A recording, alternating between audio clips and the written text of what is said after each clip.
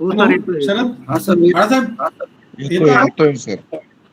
ठीक, येतोय येतोय. हा चला थँक्यू. तर सर्वांना नमस्कार. बागायतदार संघाचे सर्व पदाधिकारी आणि उपस्थित बागायतदार बंधू, आपला आजचा विषय आहे सूक्ष्म घड निर्मितीकरिता संजीवकांचा वापर आणि त्याचे महत्व.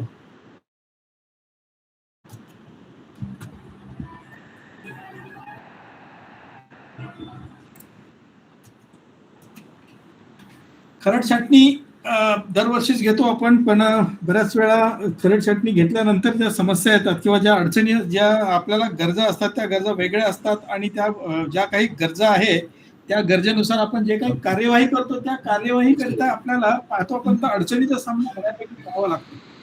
साधारणतः आपण जे म्हणतो की आपल्याला छाटणीनंतर काय काय गरजेचं असेल की आपण एक खूप चांगल्या प्रतीचा एक घड तयार करू शकू आपण, अशा प्रकारच्या व्यवस्थापनामध्ये आपण म्हणतो की एक काडीची जाडी किती पाहिजे असेल आपल्याला, तर त्या काडीवरती जे म्हणतो आपण तर सूक्ष्म घड निर्मिती हा फार महत्वाचा विषय आहे. मागच्या हंगामात आपल्याला सूक्ष्म घड निर्मितीवरतीच अडचणी आल्यात पावसामुळे. पाऊस होता आणि एकसारखा काय त्याला एकसारखा पाऊस झाला, जास्त वेळ पाऊस राहिला आणि त्याच्यानंतर बराच काळ ढगाळी वातावरण टिकून राहिल्यामुळे आपण ते म्हणतो की त्या काडीच्या डोळ्यावर जो सूर्यप्रकाश पाहिजे असते एकसारख्या तीव्रतेचा, तो सूर्यप्रकाश आपल्याला त्यावेळी मिळू शकला नाही आणि म्हणून बऱ्याचशा ठिकाणच्या बागा फेल गेल्या. आता मगाशी एक चर्चा झाली उपाध्याय सरांच्या वेळेस की आपण काही भागामध्ये, मला वाटतं संघाने एक हे पण सर्वे पण केला की एका प्लॉटमध्ये सूक्ष्म घड निर्मिती भरपूर झाली, दुसऱ्या प्लॉटमध्ये बाग फेल गेली. असे उदाहरणं नाशिकमध्येच नाही तर इव्हन सांगलीमध्ये सुद्धा बऱ्यापैकी पाहण्यात आले. आणि त्याच्यावरूनच आपण जे म्हणतो की आपल्याला खरड छाटणीनंतर काय आवश्यक आहे आपल्या उपाययोजना, त्या उपाययोजनामध्ये जर म्हटलं तर की काडीची जाडी जर जितकी चांगली असेल तितकी काडी ती त्या ओलांड्यावरती सरळ दिशेने उभं राहील, म्हणजे व्हर्टिकल मुवमेंट जे म्हणतो आपण, ती व्हर्टिकल मुवमेंट राहील त्याची चांगली. आणि व्हर्टिकल मुवमेंट जर चांगली राहिली तर काडी जर उभी राहिली, जर समजा सरळ दिशेने जाणारी सूर्याकडे, तर सूर्यप्रकाशाकडे, तर त्या काडीवर असलेल्या प्रत्येक डोळ्यावरती एकसारख्या तीव्रतेचा सूर्यप्रकाश मिळणे सोपे होईल. आणि हे मिळण्याकरता काडी सरळ राहण्याकरता एकतर काडीची जाडी पाहिजे आणि दुसरी गोष्ट म्हणजे काडीची वाढ नियंत्रणात पाहिजे. आणि ते काडीची जाडी होण्याकरता मग काय आवश्यक असेल आपल्याला, तर पानांचं जे आपण म्हणतो प्रकाश संश्लेषणाच्या माध्यमातून त्यामध्ये अन्नद्रव्याचा साठा, तर ह्या ज्या गोष्टी आहेत आणि हे सगळं साधून घेण्याकरता एक इक्वल डिस्ट्रीब्युशनची आपण गोष्ट करतो. इक्वल डिस्ट्रीब्युशन म्हणजे जे काही उपलब्ध आहे ते आपण आपल्या वेलीला जे देत आहोत त्या वेलीवर असलेल्या प्रत्येक काडींमध्ये, प्रत्येक काडीच्या डोळ्यांमध्ये, प्रत्येक काडींमध्ये त्याचसोबत प्रत्येक काडीच्या डोळ्यांमध्ये जर समजा एकसारखं म्हणजे अन्नद्रव्याचं डिस्ट्रीब्युशन चांगलं होईल, सूर्यप्रकाशाचं डिस्ट्रीब्युशन चांगलं होईल, त्या ओलांड्यावर तयार झालेल्या काडीवरील ओलांड्यावर तयार झालेल्या कॅनॉपीमध्ये आर्द्रतेचं डिस्ट्रीब्युशन व्यवस्थित जर होईल तर मग आपल्याला हे शक्य होईल. आणि त्याच्याच करता आपण म्हणतो की फुटत असलेल्या सर्व काड्यांची जी संख्या आहे ती काड्यांची संख्या निर्धारित असणे गरजेचे आहे. आता ही काड्यांची संख्या निर्धारित होण्याकरता आपण काय म्हणतो की त्या काड्यांची किती पाहिजेत, आपण खरड छाटणीच्या नंतर आपण एक अनुमान लावतो आणि की एका स्क्वेअर फीटला अर्धी काडी पाहिजे असेल, मला 10 बाय 6चं अंतर असेल किंवा 9 बाय 5चं अंतर असेल तर 9 5च्या अंतरावर 22.5 काड्या येतात. 22.5 काड्या जर म्हणलं आपण तर 22.5च्या बदल्यात आपण 24 घेऊ काड्या आपण, तर एच जर असेल तर 6 6 6 6 अशा प्रकारचं नियोजन असेल. आणि ते जर असं 6 काड्या जर पाहिजे आपल्याला एका ओलांड्यावर एच वरती, एका एच वरती, तर 2.5 ते 3 इंचावरती जर समजा एक काडी असेल आपली, तर हे जे आपण म्हणतो की आपण सूर्यप्रकाश मिळाला पाहिजे होता किंवा मागच्या हंगामात आपल्याला सूर्यप्रकाश नाही मिळाला, तर त्याचे जे कारण असेल तर ते कारण किंवा त्याच्या ज्या गरजा आहेत त्या गरजा पूर्ण आपण अशा प्रकारे करू शकतो आणि चांगल्या प्रकारचं उत्पादन आपण घेऊ शकतो. आता ह्या उत्पादनात आवश्यक असलेल्या काही ज्या बाबी आहेत तर आपल्याला महत्वाचं असेल की आपण जो सुरुवातीला काय करतो, फळ काढणी झाली की फळ काढल्यानंतर आपण विश्रांती देतो बॅगेला आणि विश्रांती दिल्यानंतर मग आपलं व्यवस्थापन सुरू होते. इन द मीन टाइम म्हणजे आपण जो विश्रांतीचा काळ असतो त्या काळात आपण काही बागेला थोडंसं फार पाणी देतो. तर पाणी दिल्यानंतर बऱ्याचशा अडचणी आपण पाहतो की नाशिक सारख्या भागामध्ये कॅनलचं पाणी येतंय भरपूर. कॅनल जेव्हा सुरू राहते तर आपण पूर्ण फ्लड इरिगेशन देतो. फ्लड इरिगेशन दिल्यानंतर काय होतं की दोन ओळीमधल्या ज्या मुळ्या आहे त्या ऍक्टिव्हेट होतात. बोधापर्यंत पाणी पोहोचत नाही. बोधावरची जे 6 इंच बोध आहे आपला, 6 ते 8 इंच आपण तयार करतो, तर त्या याच्यावरती ज्या फिडर रूट्स असतात, फिडर रूट्स म्हणजे व्हाईट रूट्स, त्या रूट्सच्या एक तर त्या काळ्या पडलेल्या असतात त्या, आणि त्याच्यानंतर तिथपर्यंत पाणी पोहोचलं नाही. त्याच्यामुळे काय होतं की ती मुळी तशीच राहते आणि हे इकडची मुळी ऍक्टिव्हेट होते. ऍक्टिव्हेट झाल्यानंतर मग इकडनं सप्लाय सुरू झाला की मग त्यावेळेस पुढे ओलांड्यावरती याच्यावरती काडीवरच्या आपण नवीन फुटी पाहाव्यास मिळतात. त्या नवीन फुटी निघण्यापूर्वी जर आपण छाटणी घेतली तर आपल्याला त्या मुळीचा उपयोग होईल.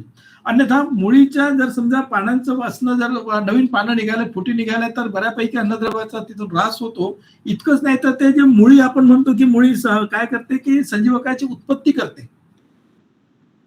त्या प्रत्येक संजीवकाची उत्पत्ती जर करत असेल तर ते जाते कुठे? मग ते तर वरतीच जाईल ना. ते वरती जाईल, आपल्या शेंड्यापर्यंत जाईल, वाढ होईल, आणि इकडनं जर सप्लाय नंतर मग काय होते की आपण पाणी दिलं, आपण सारखं पाणी देत नाही.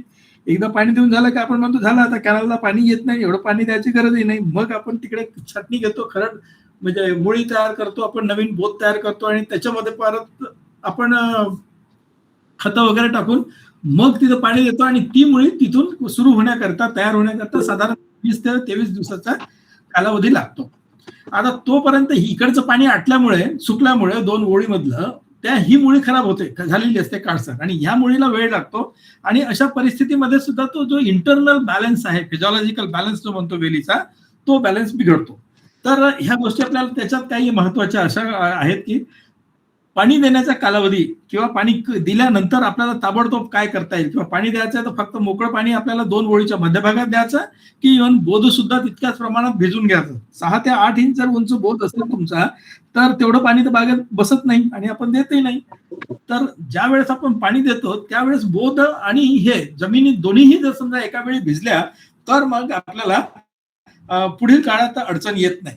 मग याच्यासाठी काय करायचं असेल तर हे जर कॅनॉपीचा बऱ्याचशा ठिकाणी आपल्याला म्हणतो, आता माझ्याकडे फोटो आहेत काय नाही माहित नाही याच्यात, पण ओलांड्याच्या वरती आपण जे काही फोटो घेतो, टाकतो, आपण काम करतो, ते एक ओलांड्याचं काम म्हणजे आपण छाटल्यानंतर जे ओलांडे डागळलेले पाहतो आपण, की बऱ्याचदा अशा समस्या आहेत की ओलांडे डागळतात. मे बी आता मगाशी यादव सरांनी सांगितलं आपल्याला की स्टेम बोरर होतं, खोडकिडी होती, किंवा आणखी काही किडीचा प्रादुर्भाव होता. त्याच्यामुळे मेनली तर खोडकिडीमुळेच आपले ओलांडे खराब होतात. पण तो एक झाला फॅक्टर.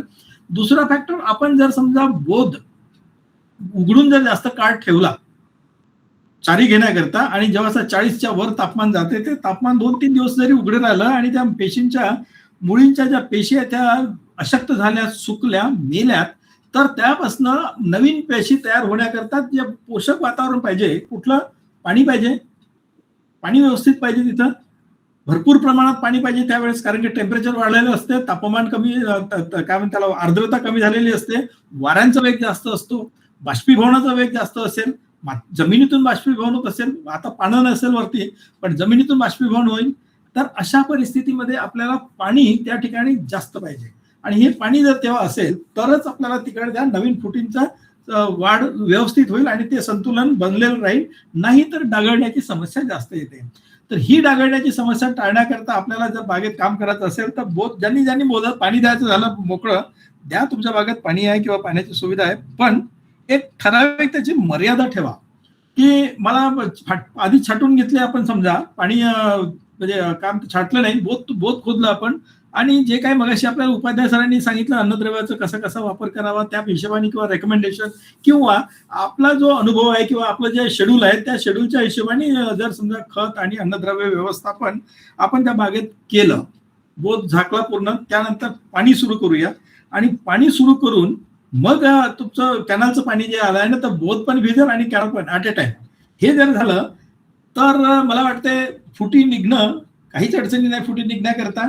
आणि त्यालाच आपण म्हणतो ते जे आहे ना आपलं फ्लोअर मॅनेजमेंट, ज्याला मी 25% महत्व देतो आहे, आणि कॅनॉपी मॅनेजमेंटला, व्यवस्थापनाला मी 35% महत्व देतो. म्हणजे इतकं काम करायचं आहे, एवढं आहे.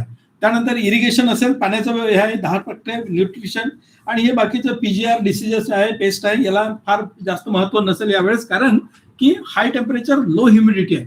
आता याच्यामध्ये हाय टेम्परेचर लो ह्युमिडिटी म्हणलं तर नाही तर डाऊनी मिल्ड्यू असेल, नाही तर पावडर मिल्ड्यू असेल, नाही तर अँथ्रॅक्नोज असेल, बॅक्टेरियल ब्लाइट काय चान्सेस काहीच नाही.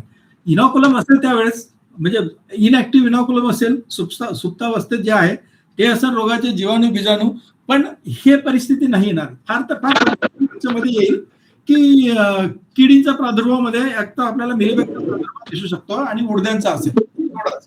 तर हे जे व्यवस्थापन आहे या व्यवस्थापनाला आपण तेवढं महत्व दिलं तर मला वाटतं बेटर म्हणजे आपला फायदा चांगला होईल. तर त्या याच हिशोबाने आपण जे काम करायला लागलं तर आता आपल्या बागेत छाटणी केली आपण. छाटणी केल्यानंतर एक काय होतं की बागेमध्ये 2-3 अवस्था असतात. 3 अवस्था वाढीच्या. फुटणं बाग फुटायला सुरुवात झाली 15-16 दिवसात बाग फुटते, 12 दिवसानंतर सुरू होते थोडं थोडं आणि 15 दिवसात 16 दिवसात चांगल्या प्रकारे आपल्याला वाढ दिसेल. ते फुटी निघालेल्या दिसतील. तर आता ह्या फुटी निघण्याकरिता आपण जर समजा नाशिक भागात आहे किंवा जिथं पाणी आहे, कॅनलचं पाणी आहे त्या ठिकाणी ठीक आहे. पण ज्या ठिकाणी पाणी नाही, टेम्परेचर वाढलं. आता यावर्षी तसंही काही लोकांचे अनुमान आहेत की पाऊस कमी पडण्याची शक्यता आहे. पाऊस कमी पडण्याची जर शक्यता असेल तर टेम्परेचर जास्त राहील एवढं नक्की. आपलाच अनुभव असेल काही वर्षापूर्वीचा. तर ह्या परिस्थितीमध्ये जर समजा आणखी काय होतंय की जिथं पाणी दिलं नाही कॅनलचं तिथं एवढं आर्द्रता तयार झाली नाही.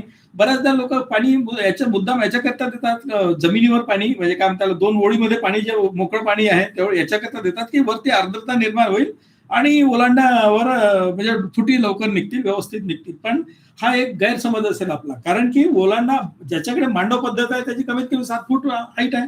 6.5 फूट तर असेलच किंवा 6 फूट असेल.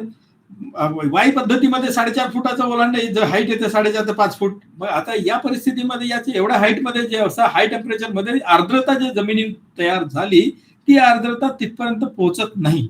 म्हणून या कोणाच्या डोक्यात जर असेल असं की भाई पाणी मोकळं पाणी दिलं तर आर्द्रता वाढेल आणि बाग फुटेल, हा कन्सेप्ट चुकीचा असेल. त्याच्याकरता महत्वाचं असेल एक तर तुमच्या बागेत शेडनेटचा वापर करता आला तर शेडनेटचा वापर करूया किंवा आपल्याला बागेत पाणी जर द्यायचं झालं ओलांड्यावरती पाण्याची फवारणी करूया. फक्त ते जास्त महत्वाचं राहील. तर ती फवारणी करण्याचा एक कालावधी असा असतो की 11 ते 12च्या दरम्यान जर आपण पाणी दिलं एक आणि 3 ते 4च्या दरम्यान तेव्हा त्या ओलांड्यावर जुनी झालेली जे साल आहे ते साल स्पंजचं काम करते आणि ते स्पंजचं काम करत असताना काय होतं की वॉटर होल्डिंग कॅपॅसिटी त्याची जास्त असते. त्याची वॉटर होल्डिंग कॅपॅसिटी जास्त असल्यामुळे पाणी धरून ठेवते आणि तिथं डोळा असतो तिथे आर्द्रता तयार होते आणि म्हणून आपल्याला फुटण्याकरता चांगलं मदत होते. बाग फुटते सगळं आपण उपाययोजना केल्या बाग फुटली आणि फुटल्यानंतर आता याच्यामध्ये मी आणखी बराचसा एक शब्द परत एक सांगतो माझा अनुभव. शेतकऱ्यांसोबत काही चर्चा होतात काय म्हणतात सोलापूर सांगली विभागातले काही शेतकरी आहे, काही इव्हन बिजापूरकडचे शेतकरी म्हणतात की आम्ही जवळपास 7-8 दिवसापासून आम्ही युरियाची फवारणी करतो. 2 ते 3 फवारणी देतो आम्ही 3 ग्रामने. आता ते फुटाचंच आहे अजून ते डोळे काम त्याला कापसले नाही किंवा टिकली त्याची फुटली नाही त्याची तेवढंस कडक आहे स्ट्रॉंग आहे त्यात डोळा आहे. त्या डोळ्यावरती जर समजा पाणीच राहत नाही जास्त तर ते तुमचं युरिया काय राहणार आहे. आणि ते युरियाची फवारणी किंवा आणखी काय आपण बिस्टर अजून काय म्हणतो त्याला ह्याची काही गरज नसेल. गरज जर असेल तर टेम्परेचरमध्ये वाढत्या तापमानात आपल्याला जे अडचणी येतात त्या अडचणी कमी करण्याकरता फक्त त्या डोळ्याजवळील टेम्परेचर कमी करणं गरजेचं आहे आणि थोड्याफार प्रमाणात हायड्रोजन सायनामाइडचा वापर करावा. 20 ते 25 मिली भरपूर झालं, 40 मिली आणि 40-50 मिली किंवा 30 मिली सुद्धा घ्यायची गरज नाही. 20 मिली पुरेस आहे. 20 मिली फार तर फार 25 मिली यापेक्षा जास्त कॉन्सन्ट्रेशनची गरज नाही. एक जस्ट पुश पाहिजे असतो यावेळी. तर हे एक करता येईल आपल्याला. बाग फुटायला लागते. फुटल्यानंतर त्यामध्ये 2 ते 3 वाढीच्या अवस्था असतात वेगवेगळ्या. पहिली अवस्था असेल आपली शाकीय वाढीची अवस्था आणि या शाकीय वाढीच्या अवस्थेमध्ये आपल्याला बागेत एक विशिष्ट व्यवस्थापन करावं लागेल. ते व्यवस्थापन असं असेल की नत्र आणि पाण्याचा वापर जो मगाशी आपल्याला सांगितला आला. तर जोपर्यंत आपण पाणी वापर व्यवस्थित करत नाही किंवा नत्राचा वापर करत नाही तोपर्यंत वाढ होणे शक्य नाही, म्हणजे चांगली होणार नाही, अपेक्षेप्रमाणे वाढ होणार नाही. दुसरी जी वाढीची अवस्था आहे ती वाढीची अवस्था असेल सूक्ष्म घड निर्मितीची अवस्था, ज्या अवस्थेमध्ये आपल्याला बरेचसं काही काम करायचं आहे आणि इथेच आपलं सगळं टिकून आहे पुढचं काम. मग तो कधी निसर्ग आडवा येईल तर कधी आपणही आपल्याला आपल्या व्यवस्थापनामध्ये आपण कुठे कमी पडतो हा एक विषय असू शकतो. तर हे जर आपण बघितलं तर याच्यामध्ये सूक्ष्म घड निर्मितीची जी अवस्था आहे तेव्हा हे जे कॅनोपी आहे या कॅनोपीचं व्यवस्थापन जास्त महत्वाचं असेल. तिसरी वाढीची अवस्था आहे काडीच्या परिपक्वतेची अवस्था. जी अवस्था आपण म्हणतो की काडी तयार झालेली आहे, म्हणजे काय सूक्ष्म घड निर्मिती झालेली आहे, डोळ्याचा साईज वाढवायचा, डोळ्याचा आकार वाढवायचा, डोळ्याची मजबूती वाढवायची आहे आणि ते वाढवण्याकरिता आपल्याला काडीची परिपक्वता आणायची आहे. ह्या काडीच्या परिपक्वतेकरिता आपल्याला एकतर पाण्यावर नियंत्रण ठेवायचं आहे आणि दुसरी गोष्ट आपल्याला त्यावेळी याचं खतांचा वापर करायचा आहे. खतांच्या वापरापैकी आपल्याकडे एकच ऑप्शन आहे पोटॅश. आणि त्यानंतर मग येतं आता याच्यामध्ये की शेंडा पिंचिंग करणे, कॅनोपी व्यवस्थापनामध्ये पुन्हा आपण म्हणतो की शेंडा पिंचिंग करायचं आणि वाढ थांबवायची, बोर्ड देणे आणि वाढ थांबवणे. आता त्याच्याकरता आपल्याला हे सूक्ष्म घड निर्मितीची दुसरी जी अवस्था आहे दॅट इज मोस्ट इम्पॉर्टंट, सगळ्यात महत्वाची अवस्था आपली ही आहे. तर या अवस्थेमध्ये कॅनोपीचं व्यवस्थापन जे म्हणतो आपण ते कसं कसं काम करते. इथे सर्वात महत्वाचं म्हणजे त्या काडीच्या प्रत्येक डोळ्यावर मिळणारा सूर्यप्रकाश, त्याची तीव्रता आपण पुढे बघूया त्याच्यात. तर ही तीव्रता या सूर्यप्रकाश मिळण्याकरता आपल्याला आपलं व्यवस्थापन कसं असेल तर सूर्यप्रकाश मिळण्याकरता काडी सरळ पाहिजे, म्हणजे शूट ओरिएंटेशन. आणि म्हणून आपण पहिल्या स्लाइडमध्ये दाखवलं की काडीची जाडी पाहिजे, काडीची लांबी नियंत्रणात पाहिजे, 5 सेंटीमीटर 5 ते 5.5 सेंटीमीटर लांबीचा पेरा, याच्यापेक्षा जास्त नको. जितका जास्त गेला तितका त्या होईल, वेलीचा वाढ जास्त होईल. जितकी वाढ जास्त झाली तितकी ते आपल्याच वजनानं पुढे जाऊन पडेल, म्हणजे हॉरिझॉन्टल कॅनोपी तयार होईल इन्स्टेड ऑफ व्हर्टिकल कॅनोपी. आता हे ओरिजिनल हे राहण्याकरता सूर्यप्रकाश मिळण्याकरता आता एक शूट ओरिएंटेशनचा विषय झाला, म्हणजे shoot should be oriented straight way towards your sunlight. तर टुवर्ड सन, सूर्याकडे आ करून बसणारा उभे राहणारा फूट म्हणजे आपल्याला शूट ओरिएंटेशनचा विषय आहे. त्याच्यानंतर त्या काडीवरती सूर्यप्रकाश एकसारखा पडावा म्हणून तिथं गर्दी नको आहे. गर्दी नको आहे म्हणून आपल्याला नंबर ऑफ केन्स जे म्हणतो आपण अर्धी काडी एका स्क्वेअर फीटला ते गरजेचं आहे. आणि जो प्रकाश संश्लेषणाच्या माध्यमातून अन्नद्रव्य तयार करण्याची जी प्रक्रिया आहे क्लोरोफिलच्या याच्यातून वापराने, तर हे प्रकाश संश्लेषण होण्याकरता पानं जे आहे हेल्दी पानं पाहिजे आणि पुरेसे पानं पाहिजे. तर पुरेसे पानं किती पाहिजे, साधारणतः आता मी मागच्या मला वाटतं 2 वर्षात मी 5 व्हरायटीजवरती काम केलं आणि त्या वेगवेगळ्या व्हरायटीवरती पानांची संख्या किती पाहिजे फोटोसिंथेसिसच्या हिशोबाने त्याचं काम केलं आहे. 5 की 6 व्हरायटीवरती काम केलं आहे आणि मी इव्हन रिसर्च पेपर सुद्धा पब्लिश करून बाहेर निघालो तिथनं. तर पानं जवळपास आपण ठोक भावात म्हणतो की 160 ते 170 वर्ग सेंटीमीटरचं एक पान पाहिजे आपल्याला. तर असे आपल्याला 15 ते 16 की 16 ते 17 पानं पाहिजे. हे जर व्यवस्थापन आपल्या बागेत असेल तर आपल्याला शूट कॅनोपी मॅनेजमेंटच्या माध्यमातून, कॅनोपी व्यवस्थापनाच्या माध्यमातून सुरुवातीला आपल्याला फुटींची विरळणी करणे आहे. फुटींच्या नंतर त्याला व्यवस्थितरित्या त्याला ओरिएंटेशन देणं आहे. तिथं याच्यामध्ये आपण जे म्हणलं की नंबर ऑफ लिव्स हे जे आहेत नंबर ऑफ लिव्स पण त्या पानांनी अब्झॉर्ब करण्याकरता सूक्ष्म घड निर्मिती करता आपल्याला पुन्हा एक गोष्ट आवश्यक आहे ते म्हणजे संजीवकांचा वापर. हा संजीवकांचा वापर तितकाच महत्वाचा असेल आणि तो संजीवकाच्या वापरानेच आपण मग पुढे आपण काम करतो. आणि ते आपण म्हणतो की आता हे कुठून संजीवक मिळते. आता हे जसं हे ते आपण जे म्हणलं सुरुवातीला आपण व्हाईट रूट डेव्हलपमेंटची गोष्ट केली. आता हे एक चित्र दाखवतो इथे. तर व्हाईट रूट डेव्हलपमेंट हे जे व्हाईट रूट जर तुमच्या बागेत तयार झाले असेल तर हे संजीवकांची उत्पत्ती सुद्धा करते आणि ते उत्पत्ती करून त्याला वरपर्यंत नेऊन त्याचं आपल्याला काम करण्याची मदत करेल. तर हे फीडर रूट्सचा हा एक विषय येतो. आणि ह्या आपण जे म्हणलो त्या वाढीच्या ह्या ज्या वेगवेगळ्या अवस्था, या वेगवेगळ्या अवस्थेपैकी आपल्याला सूक्ष्म घड निर्मितीची अवस्था फार महत्वाची आहे. आणि आपण आजच्या विषयामध्ये आपण याच विषयावरती फक्त बोलणार. वाढीच्या या ज्या अवस्था असेल तर हे जे आहे सूक्ष्म घड निर्मिती करता आपण संजीवकांचा कॅनोपीचा विषय आपण चर्चा केला. कॅनोपी बोललो आपण काय काय पाहिजे, कशी पाहिजे. तर या कॅनोपीमध्ये आपल्याला आता जर गरज असेल तर ती गरज अशी आहे की संजीवकांची गरज. संजीवकांच्या गरजेसाठी वेळ आपला एक रेशो असेल, तो रेशो महत्वाचा असेल. लेक्चरमध्ये नंतर बोलतो.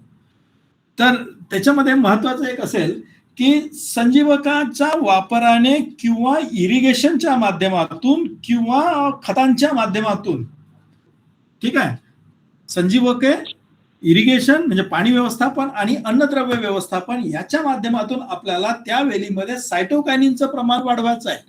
वाढ नियंत्रणात ठेवणे म्हणजे सायटोकायनिन इज टू जिब्रेलिनचा जो रेशो आहे तो रेशो नियंत्रित ठेवण्याचा आहे. RNA DNAचं आपण जे म्हणतो युरेसिल वगैरे आपण फवारणीच्या माध्यमातून, त्याचप्रमाणे त्या ओव्हरऑल जर विचार केला तर वेलीमध्ये सायटोकायनिनचं प्रमाण जास्त असावं आणि जिब्रेलिनचं प्रमाण कमी असावं. ज्या वेलीमध्ये पेऱ्यातील अंतर जास्त वाढलेलं आहे, कुठून सुरुवातीचे तीन डोळे सोडून, सुरुवातीचे 3 पेरे सोडून जर समजा अंतर जर 6-6.5 सेंटीमीटर जर झालं असेल तर ते हे दर्शवते की त्या वेलीमध्ये जिब्रेलिनचं प्रमाण वाढलं आहे. आणि ज्या वेलीमध्ये जिब्रेलिनचं प्रमाण वाढलेलं असेल त्या ठिकाणी एकतर पानांची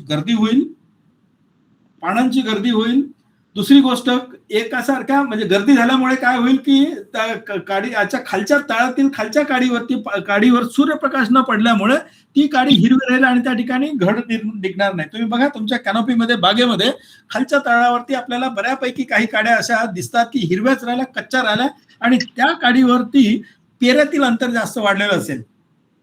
आपल्या बागेत जर आपण फिरून बघितलं कोणत्या वेळेस, सप्टेंबरच्या दरम्यान, तर त्यावेळेस आपल्याला लक्षात येईल की ही परिस्थिती अशी का झाली. तर ती परिस्थिती निर्माण होण्याचे कारण म्हणजे वेलीमध्ये वाढलेलं जिब्रेलिन्स.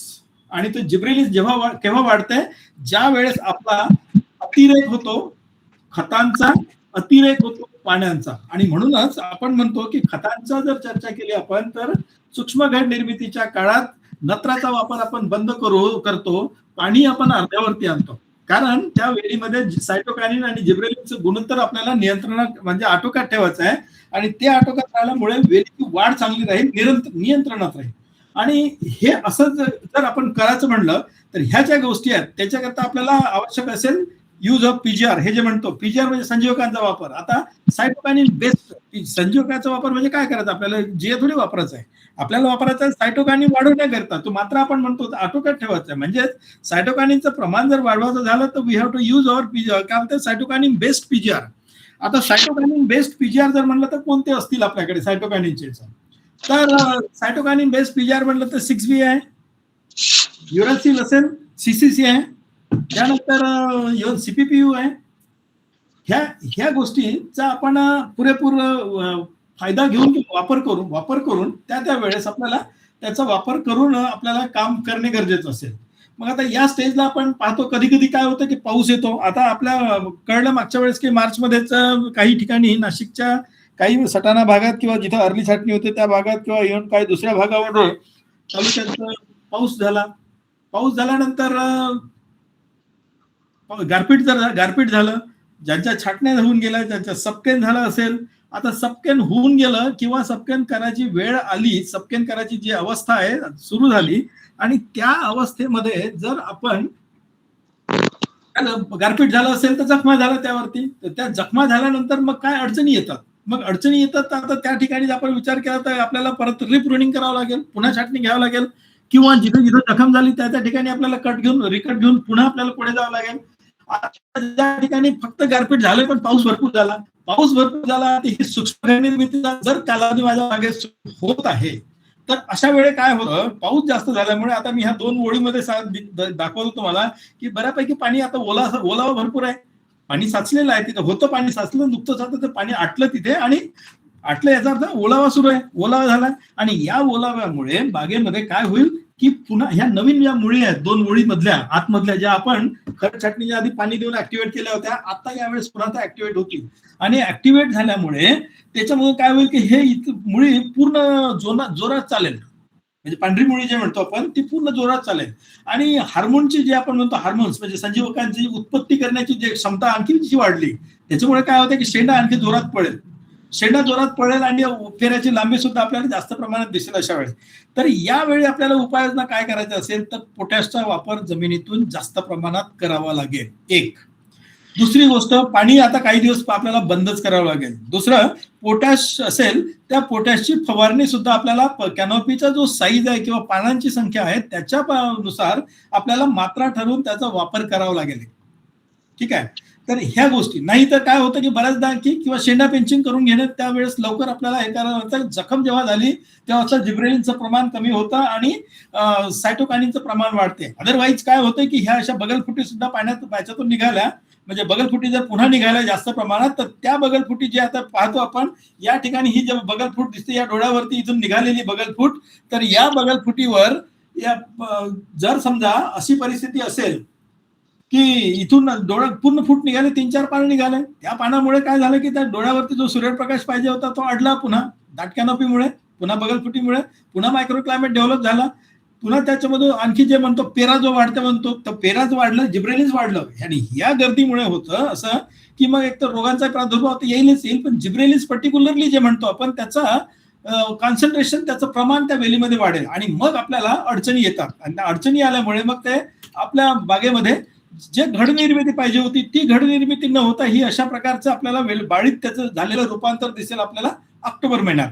तर ऑक्टोबर महिन्यात त्याच्यासाठी सध्या आपण काय करतो आपण जे हे म्हणतोय की 6BA पाहिजे 6BA पाहिजे युरासिल पाहिजे त्यानंतर काय अजून आपलं CCC पाहिजे CCCचा वापर आपण करायला आता सुरुवात केली कारण की द्राक्ष संशोधन केंद्रामध्ये जेव्हा ते आपला इश्यू आला होता CCCचा त्याच्यावर तोडगा काढला गेला संघाने आणि NRCने त्याचे जे परिणाम आहेत त्याचे जे रिझल्ट आहेत ते रिझल्ट तुम्हाला सगळ्यांना मिळाले असतीलच कोणत्या वेळेस किती वापरता येईल किंवा त्याचं जे कॉन्सन्ट्रेशन आहे त्याचं जो रेसिड्यू लिमिट आहे त्या रेसिड्यू लिमिटचा विचार करून आपल्याला एक ठरवता येईल.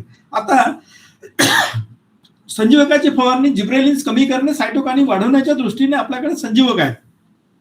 संजीवकामध्ये 6BA ची पहिली फवारणी आपण जे म्हणतो की बगलफूट निघाली पिंचिंग केल्यानंतर बगलफूट 4-5 पानाची झाली की आपली पहिली आपल्याला म्हणजे 4-5 किंवा 3 ते 5 पानाची अवस्था जरी म्हणलं तरी हरकत नाही त्या अवस्थेमध्ये आपल्याला 6BA ची पहिली फवारणी घेण्याचा आपण शिफारस करतो.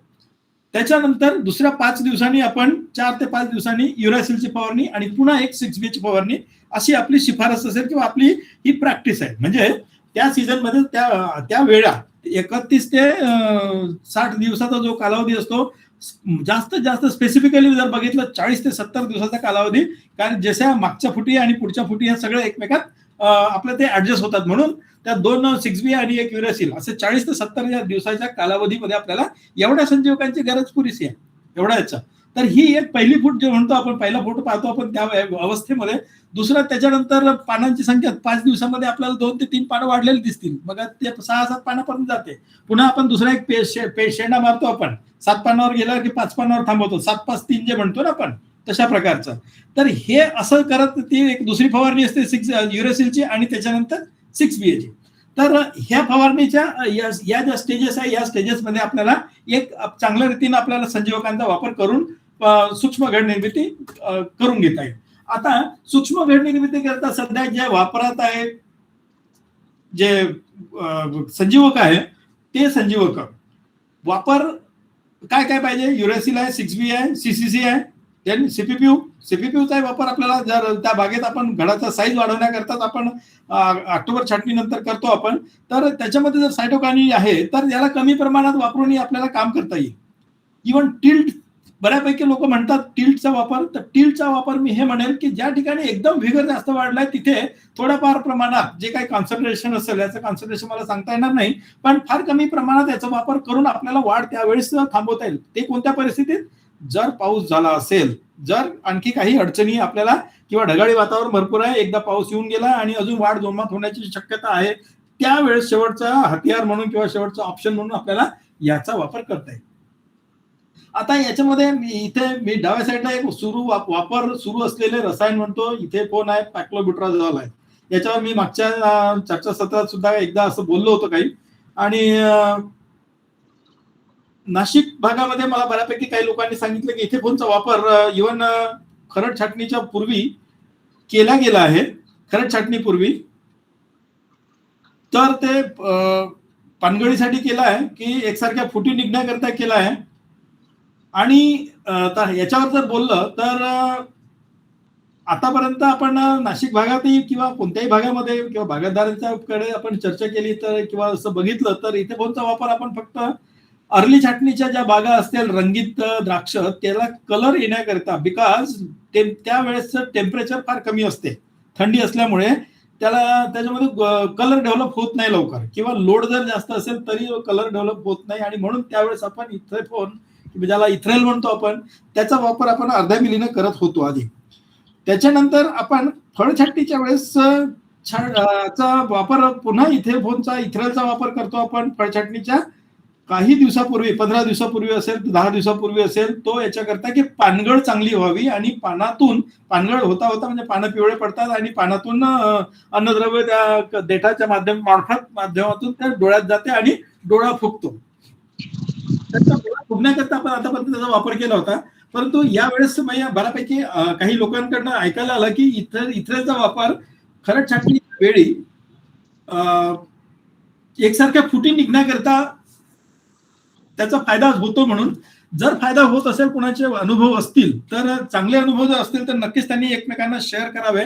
आणि काय राहते, नवीन नवीन येत राहते, शेतकऱ्यांनी केलेला अनुभव, संशोधन किंवा त्यांचा अनुभव सुद्धा एक संशोधनाच्या रूपात त्याचा आपण त्या रूपात आपण बदल करू शकतो. आपण काय हरकत नाही इथे पोहोचतो. आणि जर समजा एकसारखी फूट निघत असेल तर अवश्य करूया आपण, काय नाही. फक्त ज्यांच्याकडे अनुभव आहे त्यांनी तो अनुभव सर्वांना शेअर करावा, एवढंच मला म्हणजे सांगावं असं वाटेल. दुसरी गोष्ट पॅक्लोब्युट्राझोल. पॅक्लोब्युट्राझोलचा एक गोष्ट आहे की त्या पॅक्लोब्युट्राझोल मला 4-5 वर्षापूर्वी कोण आपला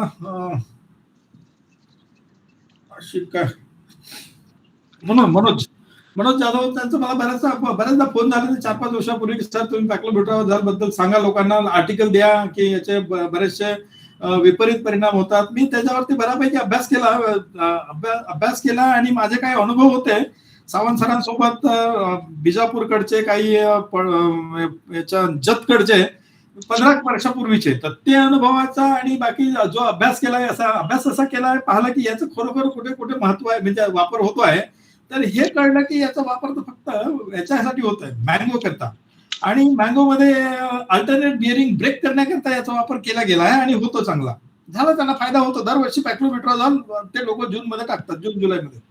ठीक आहे, त्यांना मिळतो. द्राक्षामध्ये याच्यात कुठे बघितलं नव्हतं, एका ठिकाणी बघितलं, तर एका ठिकाणीचा अनुभव होता कर्नाटकचा, की टाकल्यानंतर घड तर खूप आलंय, घड निर्मिती खूप झाली, पण दुसऱ्या तिसऱ्या दिवशी बाग बसली. तर ही परिस्थिती यायला नको. याच्याकरता जर समजा त्यांना जर फायदा झाला, किंवा नाशिकमध्ये आता मी त्यावेळेस त्याच्यानंतर मी हे अभ्यास करून मला वाटतं आर्टिकल सुद्धा अग्रवन मध्ये त्यावेळेस दरवर्षी 2 वर्ष सलग 2 की 3 वर्ष आर्टिकल लिहिले की पॅक्लोब्युट्राझोल जे आहे त्याचा वापर आपण टाळूया, कारण की it is not recommended in grapes. आता हे कधीपर्यंत रडणार आपण की याचा वापर नाही, करू नये, किंवा मी एनआरसीत वापर नाही झाला, एनआरसी संशोधन नाही झाला. करून बघा, याच्याबद्दल मी एवढंच म्हणेन की करून बघा. जर होत असेल, चांगला फायदा होत असेल तर हरकत नाही. पण शेतकऱ्याचे जर काही अनुभव आहे तर त्या अनुभवाचा विचार करता याचं कॉन्सन्ट्रेशन स्टँडर्डाइज करणं गरजेचं असेल. फार कमी प्रमाणात लागेल, हे खूप कमी प्रमाणात लागेल. नाही तर अतिरेक, याचा आपण लोक अतिरेक करण्यात माहीर आहोत. तर अतिरेक जर टाळता नाही आला तर मग बाग जर बसली तर त्याला जबाबदार मग आपणच राहू, दुसरं कोणी नसेल. तर याचा विचार करूया थोडंसं. इथे फोनचं जे म्हणतो की ज्याच्या शेतकऱ्यांचे ज्याचे कोणाचे अनुभव आहे तर नक्की त्यांनी शेअर करावे. पॅक्लोब्युट्राझोल बद्दल सांगायचं झालं तर ज्यांनी कोणी काम केलं असेल, नाही केलं असेल तर करा. एनआरसी ग्रेप्सला काम करायला लावा. फिजिओलॉजिस्ट तिथं आता माहित नाही कोण आहे तर करते फिजिओलॉजीवर काम. मी भरपूर काम केलं फिजिओलॉजीवर, म्हणून मी आज तुम्हाला फिजिओलॉजीवरती काम त्याला लेक्चर देऊन राहिलो. पण जर असेल तसं तिथं ते बघून घ्या, किंवा त्यांना सांगा काम करायला, कॉन्सन्ट्रेशन स्टँडर्डाइज करायला, त्याचा पुढे आपण निर्णय घेता येईल. तर आपण जे संजीवक वापरतो त्या संजीवकांचा जर विचार केला तर सायटोकायनिन असेल त्या बेसवरती, तर त्याचे मोड ऑफ ऍक्शन जर बघितले आपण, काय नसतं, सेल मल्टिप्लिकेशन पहिली गोष्ट, त्याचं सेल मल्टिप्लिकेशन करेल. त्याच्यानंतर हे जे आहे सायटोकायनिनचं सोर्स ऑफ रूट टिप जो आहे, त्या तिथून जे म्हणलं ना आपण, त्या root tip roots, white roots जे म्हणतो, ते टिप्स जे पडतात त्या याच्याने म्हणजे असं प्रमोट करतील, ते सिंथेसिस करते तिथं, आणि सिंथेसिस करून ते वरतीपर्यंत नेण्याचा ते झायलम फ्लोएमच्या वेसलच्या द्वारे ते वरती नेते. युरॅसिल काय करते, इन्फ्लोरसन्स प्रायमोर्डिया जे आहेत, इन्फ्लोरसन्स प्रायमोर्डिया म्हणजे काय झालं की त्या घड तयार होण्याकरता जे आवश्यक ते त्याची जे सुरुवात होते, त्याचं जे बाळ म्हणतो पोटात कन्सीव्ह होण्याकरता ज्या गोष्टी आवश्यक आहेत त्याला ते इन्स्टिगेट करते, त्याला ते प्रोत्साहित करते. त्याला एनकरेज करते. सर त्या प्रायमोर्डियाची संख्या जर वाढवली त्यांनी, त्याच्यानंतर न्यूक्लिक ऍसिड आणि प्रोटीन सिंथेसिस ते चांगलं करते. आणि म्हणूनच आपण म्हणतो की आरएनए डीएनएचं जे प्रपोर्शन आहे, ते आरएनए डीएनएचं प्रपोर्शन न्यूक्लिक ऍसिड जे आहे ते न्यूक्लिक ऍसिड वाढवल्यामुळे आपल्याला तो त्याच्यात मदत होते. आणि हे करण्याकरता आपल्याला जर गरज असेल तर त्याची वाढ जितकी नियंत्रणात ठेवता आली तितकं आपल्याला युरेसिलचा रिझल्ट चांगला मिळतो. आणि त्याच्याच करताच आपण म्हणतो की पाण्यावर नियंत्रण ठेवा, पाण्यावर नियंत्रण ठेवा. आणि नाही तर मग हे एका मागून एक ठोकत बसतो आपण फवारण्या आणि मागे पुढे पाहत नाही त्याच्या. तर ही परिस्थिती आपल्याला येऊ नये. सायटोकानिन त्याच्यामुळेच वाटतं ना, सायटोकानिन हे जे आहे सायटोकानिनचे जे एक पार्ट आहे आपला आरएनए डीएनए आणखी काय काय आहे. तर हे ह्या सायटोकानिन बेस्ड जे पीजीआर आहे त्याच्यामुळे काय होतं की ह्या याच्यात बघतो जे मुळीमध्ये जे सायटोकानिन तयार होते. आता हे जे मी लिहिलं आहे ना, differentiation of grape flower from inflorescence primordia is evident. म्हणजे हे त्या इन्फ्लोरेसन्स प्रायमोर्डिया मध्ये हे इव्हिडन्स आहे असं दाखवण्यात आलं आहे की cytokinin produce in the roots are involved in the flower development. हे रूट मध्ये जितकं सायटोकानिन तयार झालं त्याचा रोल तुमच्या फ्लॉवर डेव्हलपमेंट करता होतो. फ्लॉवर प्रायमोर्डिया तयार होण्याकरता त्याची मदत होते. हे सायटोकानिन फक्त आपण वरतून पीजीआरचे दिले, 6BA ठोकला, सीसीसी ठोकला, तिकडे युरेसिल घेतला आणि हे सगळं केलं म्हणूनच नाही, तर रूट तुमचं किती चांगलं आहे. आणि म्हणून मी सुरुवातीला ते कॅनोपी मॅनेजमेंटमध्ये याच्यामध्ये सुरुवातीला आम्ही एक स्लाइड दाखवली ज्याच्यामध्ये मी आपल्याला दाखवलं की 25% तुमचं कॅनोपी व्यवस्थापन, रूट सॉइल काय म्हणतात, फ्लोअर मॅनेजमेंट, रूट आणि सॉइल मॅनेजमेंट जे म्हणतो आपण, बोधाचं मॅनेजमेंट, आणि वरचं कॅनोपीचं आणखी काही 30-35% हे जे म्हणतो आपण, तर त्याला ते याच्यासोबत निगडीत आहे. ते म्हणजे तुमचं जमिनीचं व्यवस्थापन चांगलं जर असेल, मुळी जर व्यवस्थितरित्या तुम्ही तयार करू शकले. या काळात पाऊस प्रत्येक ठिकाणी येते असं नाही. एखाद्या वर्षी पाऊस आला तो लागून राहिला तर वर्षभर पिच्छा सोडला नाही. पण अशा परिस्थिती बरीच येते का आपल्याला पूर्ण सीझन जाते पण पाऊस आपल्याला मिळत नाही. अशा परिस्थितीमध्ये बागेत वाढलेलं तापमान, कमी झालेली आर्द्रता आणि त्यामुळे त्या बागेत उपलब्ध असलेलं पाणी आणि त्याच्यामुळे मुळीचा होत असलेला विकास, ह्या सर्व गोष्टी इंटरलिंक्ड आहेत. बघा, सगळ्या गोष्टी इंटरलिंक्ड आहेत. तर ह्या गोष्टीचं आहे की रूटमध्ये जे सायटोकानिन तयार होतं ते तुमच्या फ्लॉवर प्रायमोर्डिया करता तितकंच रिस्पॉन्सिबल आहे जितकं तुम्ही पीजीआरचा रोल पीजीआर करणार. म्हणजे हे जे मुळी करता रिस्पॉन्सिबल असण्याकरता काय काय फॅक्टर्स आहे आपले, अन्नद्रव्याचं व्यवस्थापन फॅक्टर हे महत्वाचं आहे, पाणी व्यवस्थापन आहे ज्याला आपण म्हणतो की हे कमी करा ते वाढवा. तर याच्यामुळे दुसरं पानं आहे, पानं सुद्धा it is called as a strong sink. तर ह्या ज्या गोष्टी आहे म्हणून आपल्याला एक अशी काळजी घ्यायची आहे की आपल्या बागेत पानं सुद्धा, कॅनोपी सुद्धा इतकी चांगली राहील, मोकळी कॅनोपी राहील, सुटसुटीत राहील. आणि दुसरी गोष्ट की त्या पानं जे आहेत काडीवरती ते पानं हिरवेगार राहतील. हिरवेगार पानं ज्या वेळेस असतील तेव्हा आपल्याला त्याचे परिणाम चांगले दिसतील. कसे? क्लोरोफिल चांगलं असेल त्यामध्ये क्लोरोफिल जर चांगलं असेल तर, आणि हेल्दी जर पानं असेल तर, रोगमुक्त पानं असतील, जर पानं असेल तर आपल्याला त्याचे परिणाम सुद्धा चांगले मिळतात.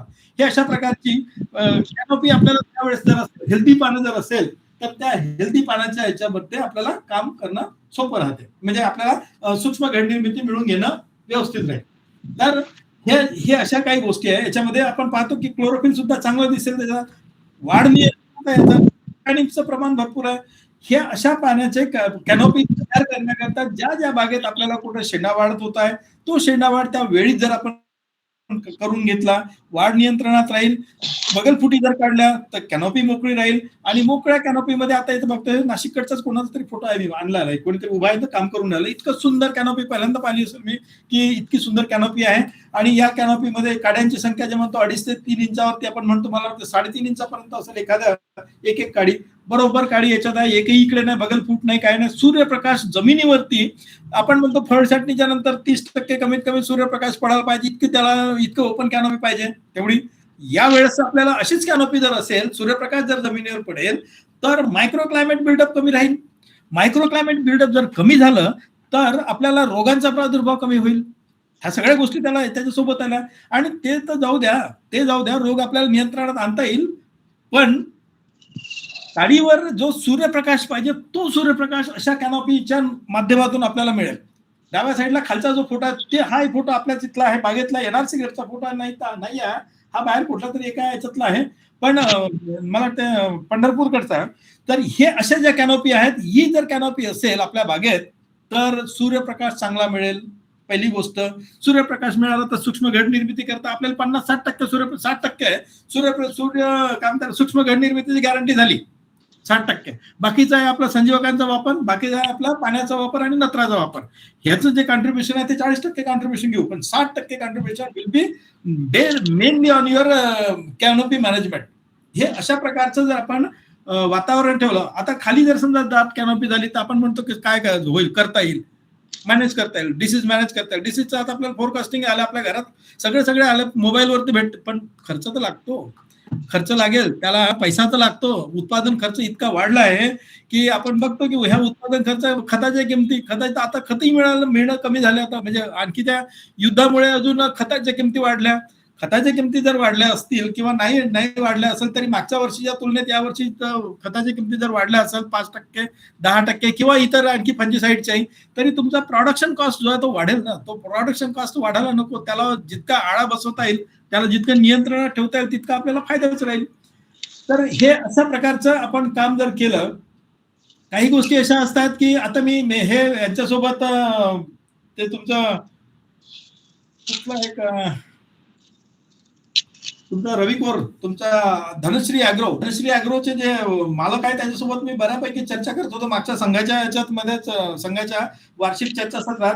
तर त्या सूक्ष्म घड निर्मिती करता त्यांचं असं म्हणणं पडलं की काय त्याचं प्रॉडक्ट आहे बासाफ्लोर अल्गा, ते सायटोकायनिन आणि याची ऑक्सिजनची लेवल ते इम्प्रूव्ह करते म्हणाल ते, आणि स्ट्रेस रिलीव्हर कंपाऊंड पण आहे ते. त्याच्यानंतर एक फर्टिलान कॉम्बीच्या बद्दल ते बोलत होते, आणि इट इज वर्किंग ॲज ते कॉम्बी जे आहे ते it is working as a micronutrient, आणि हे micronutrient is useful for fruit bud differentiation. जे मगाशी उपाध्याय सरांनी आपल्याला सांगितलं, फ्रूट बट डिफरन्शिएशनच्या कालावधीत बोरॉन आहे, झिंक आहे, आणि काही फेरस त्यांनी सांगितलं होतं, झिंक, मॅग्नेशियम, फेरस आणि बोरॉन.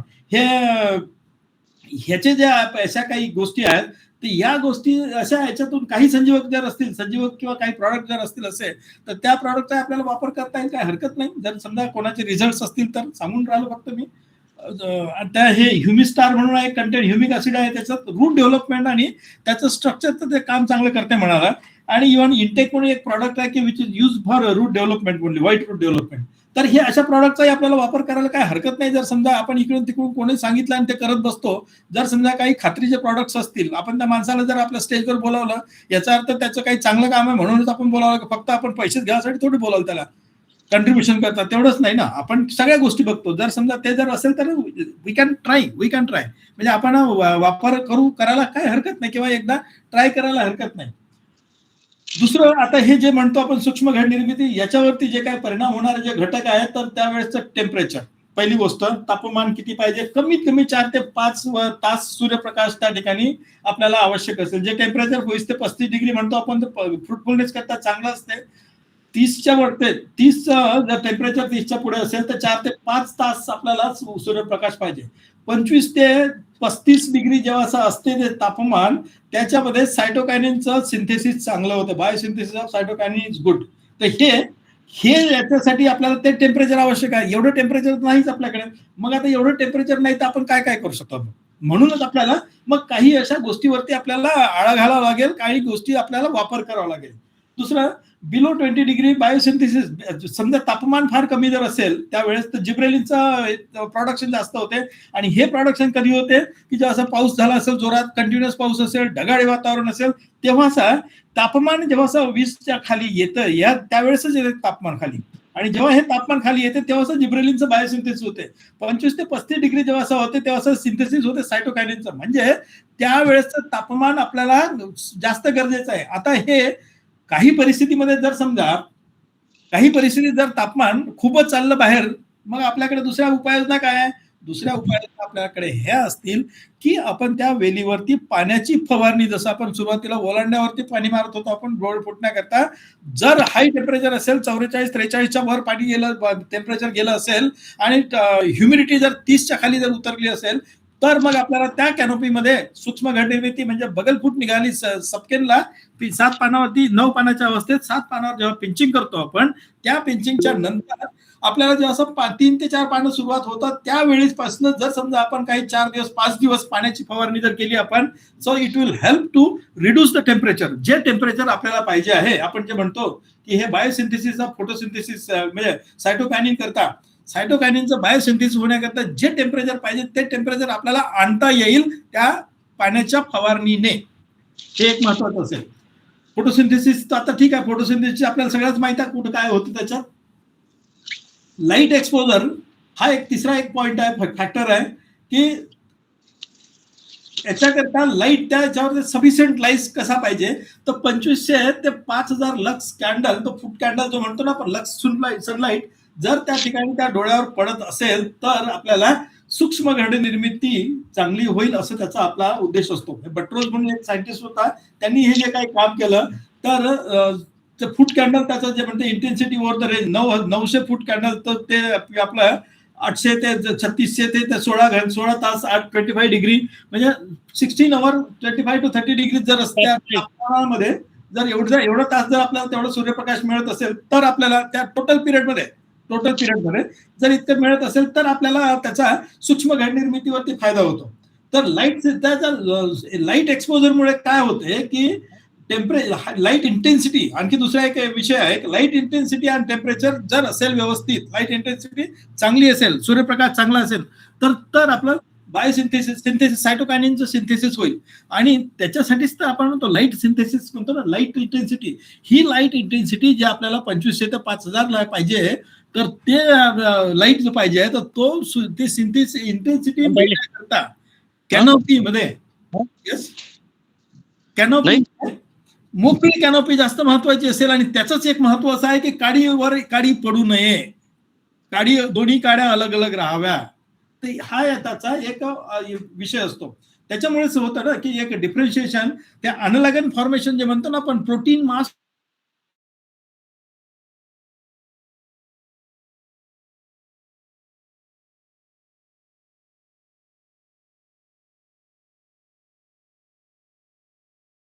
प्रायमेरिडिया जो म्हणतो आपण, प्रोटीन मास तयार होण्याच्या बदल्यात त्याच्यामध्ये वाढीचं त्याचं रूपांतर होते आणि ते असं धागाला एक स्ट्रक्चर तयार होते, गोळा झालेला, फायलिंग झालेला.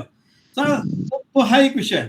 तर म्हणून हे ज्या गोष्टी आपण म्हणतो की सायटोकायनिन कुठून, रूट मधून आपण याचं पहिले बघितलं, रूट डेव्हलपमेंट झालं, चांगलं व्यवस्थित झालं तर ते वरती जाईल. त्याच्या फ्रूट बर्ड डिफरन्शिएशन करता म्हणजे इन्फ्लोरेसन्स प्रायमोडिया करता त्याचं डायरेक्ट सहभाग आहे, त्याचा कॉन्ट्रीब्युशन आहे. तर हे रूट्स आणि वरचं शूट ह्या दोन्ही गोष्टी आपण पाळल्या, जे आपण म्हणतो बट्रोस सायंटिस्ट, बट्रोसच्या बद्दल आपण ही चर्चा करत होतो ना की 1969 मध्ये त्यांनी जो अभ्यास केला त्याच्यानुसार मी तुम्हाला जो फोटो दाखवत होतो याच्या 10-15 वर्षापासून, हा जो डाव्या साईडचा खालचा जो फोटो आहे, मला वाटतं 2009 की काहीतरी मध्ये हा फोटो मी तयार केला होता एक, आणि तेव्हापासून मी तो दाखवतोय.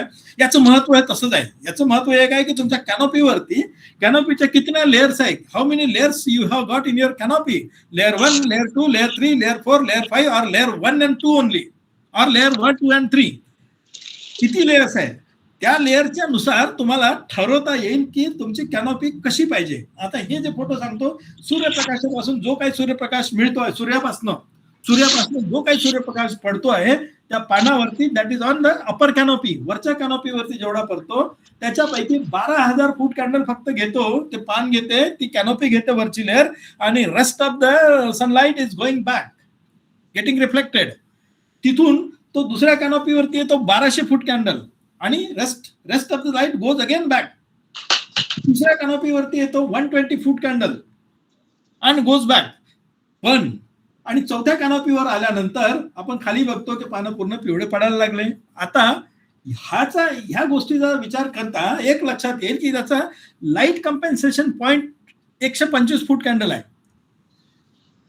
म्हणजे 125 फूट कॅन्डल पेक्षा जर कमी असेल तर त्याची माझी पूर्ण पूर्तता होत नाही. माझी जर समजा सकाळी नाश्त्याची एका भाकरीची गरज असेल, किंवा 2 चपाती मला पाहिजे, किंवा 3 अंडे पाहिजे मला, ते जर तेवढे त्याला 3 अंडे नाही मिळाले, 2च मिळाले, माझं पोट भरणार नाही. एक भाकरीच्या बदल्यात मला 3 चौतकर भाकरी मिळाल्या तर माझं पोट भरणार नाही, म्हणजे माझी गरज पूर्ण होणार नाही. सेम इज द केस अशीच परिस्थिती याच्यात आहे की 120 foot candle it is less than the requirement. 125 foot candle जे म्हणतो मिनिमम त्या लाईट कम्पेन्सेशन पॉईंट म्हणजे याच याच्यावरती सगळे व्यवस्थित होते, त्याच्या खाली नाही होणार. तर हे परिस्थिती आपल्या बागेतली कॅनोपी या फोटोच्या आधारे जरी आपण केली सांभाळली तरी मला वाटतं आपल्याकडे बऱ्यापैकी आपलं काम होईल. आणि त्याच्याच करता आपल्याला पोझिशन जे म्हणतो आपण बर्ड पोझिशन कशी असावी, ते बर्ड पोझिशन अशी पाहिजे. हा जे फोटो दाखवतो तो डोळा असा उघड्या याच्यात आहे सूर्यप्रकाशाकडे, त्याच्यावरून सूर्यप्रकाश तिथून सूर्यप्रकाश त्या डोळ्यावर पडते आणि आपलं काम बऱ्यापैकी होते. That is called 60% of the contribution of your sunlight towards fruit bud differentiation. डोळ्याची पोझिशन याच्यासाठीच आपल्याला डोळ्याची पोझिशन, काडीची पोझिशन जे म्हणतो, काडीची सरळ राहिली तर डोळा आपल्या सरळ राहील, हो त्याच्यात काही अडचण नाही. म्हणून काय होते की हे त्याच्यामुळेच कार्बोहायड्रेटचे रिझर्व. तर डोळा आणखी काय आहे, bird is a weak sink of carbohydrate. जर वीक सिंक ऑफ कार्बोहायड्रेट म्हणजे काय, जर पाऊस सुरू झाला असेल किंवा टेम्परेचर कमी झालं किंवा पाणी तुम्ही त्या कालावधीत सूक्ष्म घड निर्मितीच्या कालावधीत पाणी जर तुम्ही भरपूर दिलं असेल आपल्या बागेत, तर कार्बोहायड्रेट त्या डोळ्यातून पुढे जाईल, बाहेर निघेल, डिप्लेट होईल. आणि ते कुठे जाते, ते it goes towards shoot tip, तर शेंड्याकडे जाईल. ते शेंड्याकडे जर पळालं तर म्हणजे काय होईल, त्याच्यामध्ये कार्बोहायड्रेटचं जे आहे ना जर वाढलं तर मग जिब्रेलिन्स प्रमाण वाढेल. सफिशियंट प्रमाणात जर समजा सूर्यप्रकाश मिळाला, त्याचं सिंथेसिस झालं कार्बोहायड्रेटचं आणि ते तिथेच जर राहिलं, पाऊस नसेल, तापमान नसेल, तर सिंथेसिस त्याचं कार्बोहायड्रेट चांगलं झालं. आणि जर कार्बोहायड्रेटचं एंडोजिनस जे आपण म्हणतो सायटोकायनिन लेव्हल जर वाढली आतमधली त्याच्यातली, तर जिब्रेलिन्स आपोआप कमी होईल. आणि जिब्रेलिन्स आपोआप कमी झालं म्हणजे काय, सायटोकायनिन टू जिब्रेलिनचा रेशो वाढला आणि that is helping you for controlling your formation of tendril. त्याच्यामुळे टेंड्रिल तयार नाही होणार जास्त, डोळा तयार होईल चांगला, मजबूत डोळा होईल आणि घड तयार होईल चांगला. आणि याच्याच करता काय म्हणते आपण सायटोकायनिन जे म्हणतो, सायटोकायनिनचं उत्पादन तर फार महत्वाचं आहे. आता दुसरा मॉइश्चरचा एक म्हणलं, ड्राऊट आपल्याला म्हणतो, मी हे लिहिलं की moderate drought is required for fruit bud differentiation. आता मॉडरेट ड्राऊट म्हणजेच काय म्हणतो आपण पाणी कमी करतो. सूक्ष्म आपण व्हेजिटेटिव्ह ग्रोथ जे आहे, शाखीय वाढी करता जे पाणी देतो त्याच्या अर्ध्या पाणी देतो आपण. तर ते पाणी जर समजा त्याला थोडासा ताण बसला किंवा काय म्हणतात स्ट्रेस असला थोडासा, तर त्याचा आपल्याला फायदा होईल. पाणी जर एक्सेस झालं तर एक्सेस विगर वाढेल. तो हाय मॉइश्चर, हाय विगर आणि लो फ्रुटफुलनेस हे गणितच आहे. आपण जे नेहमी सांगतो की पाणी जास्त झाला, पाऊस झाला तर वाढ वाढेल, वाढ जास्त होईल. हाय विगर झाला आणि मग हाय विगर गेला तर कमी होईल, सूक्ष्म घड निर्मिती कमी होईल. लो मॉइश्चर म्हणजे कमी आहे झालं मॉइश्चर आहे किंवा मॉडरेट विगर आहे, विगर कंट्रोलमध्ये आहे, तर त्याचा नक्कीच आपल्याला परिणाम चांगले मिळतील सूक्ष्म घड निर्मितीवरती. न्यूट्रिशनवरती मगाशी बऱ्यापैकी उपाध्याय सरांनी सांगितलं, आपण त्याच्यावर बोलायची गरज नाही. फक्त एवढंच आहे की नत्र कमी करणे आहे, बंद करणे आहे पर्टिक्युलरली, आणि स्फुरदचा वापर जास्त करणे आहे. की स्फुरद सुद्धा प्रोटीन मास तयार करण्याकरता, न्यूक्लिक ऍसिड तयार करण्याकरता हे मदत करते, म्हणून त्या स्फुरदचा आपल्याला फायदा होतो. तर पोटॅशच्या पुढच्या याच्यामध्ये आपण शेवटच्या स्टेजमध्ये आपण काय करतो, शेवटच्या स्टेजमध्ये सूक्ष्म घड निर्मितीच्या जवळपास शेवटीच्या याच्यात आपण पोटॅशची फवारणी जर आपण केली बागेत पानावरती, तर त्यावेळेस काय होतं की तापमान थोडंसं कमी झालेलं असते आणि अब्झॉर्प्शन कॅपॅसिटी त्यावेळेस चांगली जर असेल त्या पानांची, तर आपल्याला त्याचा एक फायदा होतो. तर एक फायदा म्हणजे असं सूक्ष्म घड निर्मिती करता होईल फायदा त्याचा, कारण ते एन्झाइम्स ऍक्टिव्हेशन आणि कार्बोहायड्रेट मोबिलाइज करते पोटॅशियम. तर ह्या अशा याच्यामुळे आपल्याला त्याचे फायदे होतील. तर म्हणून ते म्हणतो न्यूट्रिएंटचं यानं सॉइल टेस्ट जो, म्हणून याच्या खाली लिहिलं निळ्या याच्यात लाईनीत की nutrient based on nutrient recommendations based on the soil report. याच्याकरता सॉइल टेस्टिंगचा रिपोर्ट आपण घेऊया. आपल्याकडे संघाच्या ठिकाणी, प्रत्येक ठिकाणी नाशिकमध्ये आपल्याकडे लॅबोरेटरी आहेत आणि प्रत्येक ठिकाणी आपल्या याच्यात त्या सुविधा आहेत. आणि ह्या सुविधाचा आपण वापर करून चांगल्या तऱ्हेने आपण काय म्हणतो त्याला नियोजन करूया. आपण माहित होईल पातळी परीक्षण केल्यानंतर बागेत त्याच्या स्टॅटस काय आहे, किंवा जमिनीचं आपण पेट्रोल टेस्ट जरी केलं आपण तरी पेट्रोल टेस्टवरही आपल्याला कळेल की सध्या वेलीची स्थिती काय आहे न्यूट्रिएंटच्या अनुषंगाने, आणि त्यानुसार आपल्याला निर्णय घेता येईल, 4 पैसे वाचतील. तर हे याचप्रमाणे आपल्याला अशा प्रकारचं नियोजन, आपण जे म्हणलं की खतांचा वापर असेल, सूक्ष्म संजीवकांचा वापर असेल, 6B आहे, युरासिल आहे, बाकी त्यानंतर पालाशचा वापर असेल, तर याचा वापर आपण करून काम करायला पाहिजे. पण बऱ्याचदा काय होतंय की आपण काय करतो, आता हा प्रश्न जर केला तर आपण काय करतो, आला ढगाळी वातावरण दिसलं, 6BA युरॅसिल एक फवारणी केली, त्याच्यासोबत दुसरं आणखी एक फवारणी करतो, तिसरी आणखी झालं, अजून काही दिसलं तर पुन्हा एकापेक्षा एक फवारणी जे करतो आपण. बऱ्याचदा ठिकाणी आपल्याला सांगलं जातं 10 ppm 6BA भरपूर झालं. मी तर आता पहिलेही बोललो ना, आजही बोलतो मी की 60% contribution of your sunlight will help you for production of your fruit birds. तर म्हणजे 60% जर समजा तुम्हाला त्याचं जर कॉन्ट्रीब्युशन असेल तर बाकीच्या गोष्टीवर फार लक्ष द्यायची गरज नाही. मग हे काय बुस्टर आहे, फक्त बुस्टर आहे. तर बुस्टर जर आहे तर त्या बुस्टरला किती पाहिजे, त्यांचा एक ठराविक डोस आहे 10 ppmचा, मग 10च्या बदल्यात मग 20-20 ppm द्यायची काय गरज आहे. ढगाळी वातावरण आहे, पाऊस पडून गेला म्हणून 20 दिलं तर 20 तर थोडी काही असं गरज नाही याची. 20 ppm ना 6BA फवारणी द्यायची, 10 ppm सफिशियंट आहे. एकच्या बदल्यात फार असं वाटतं तर तो दुसरी घ्या.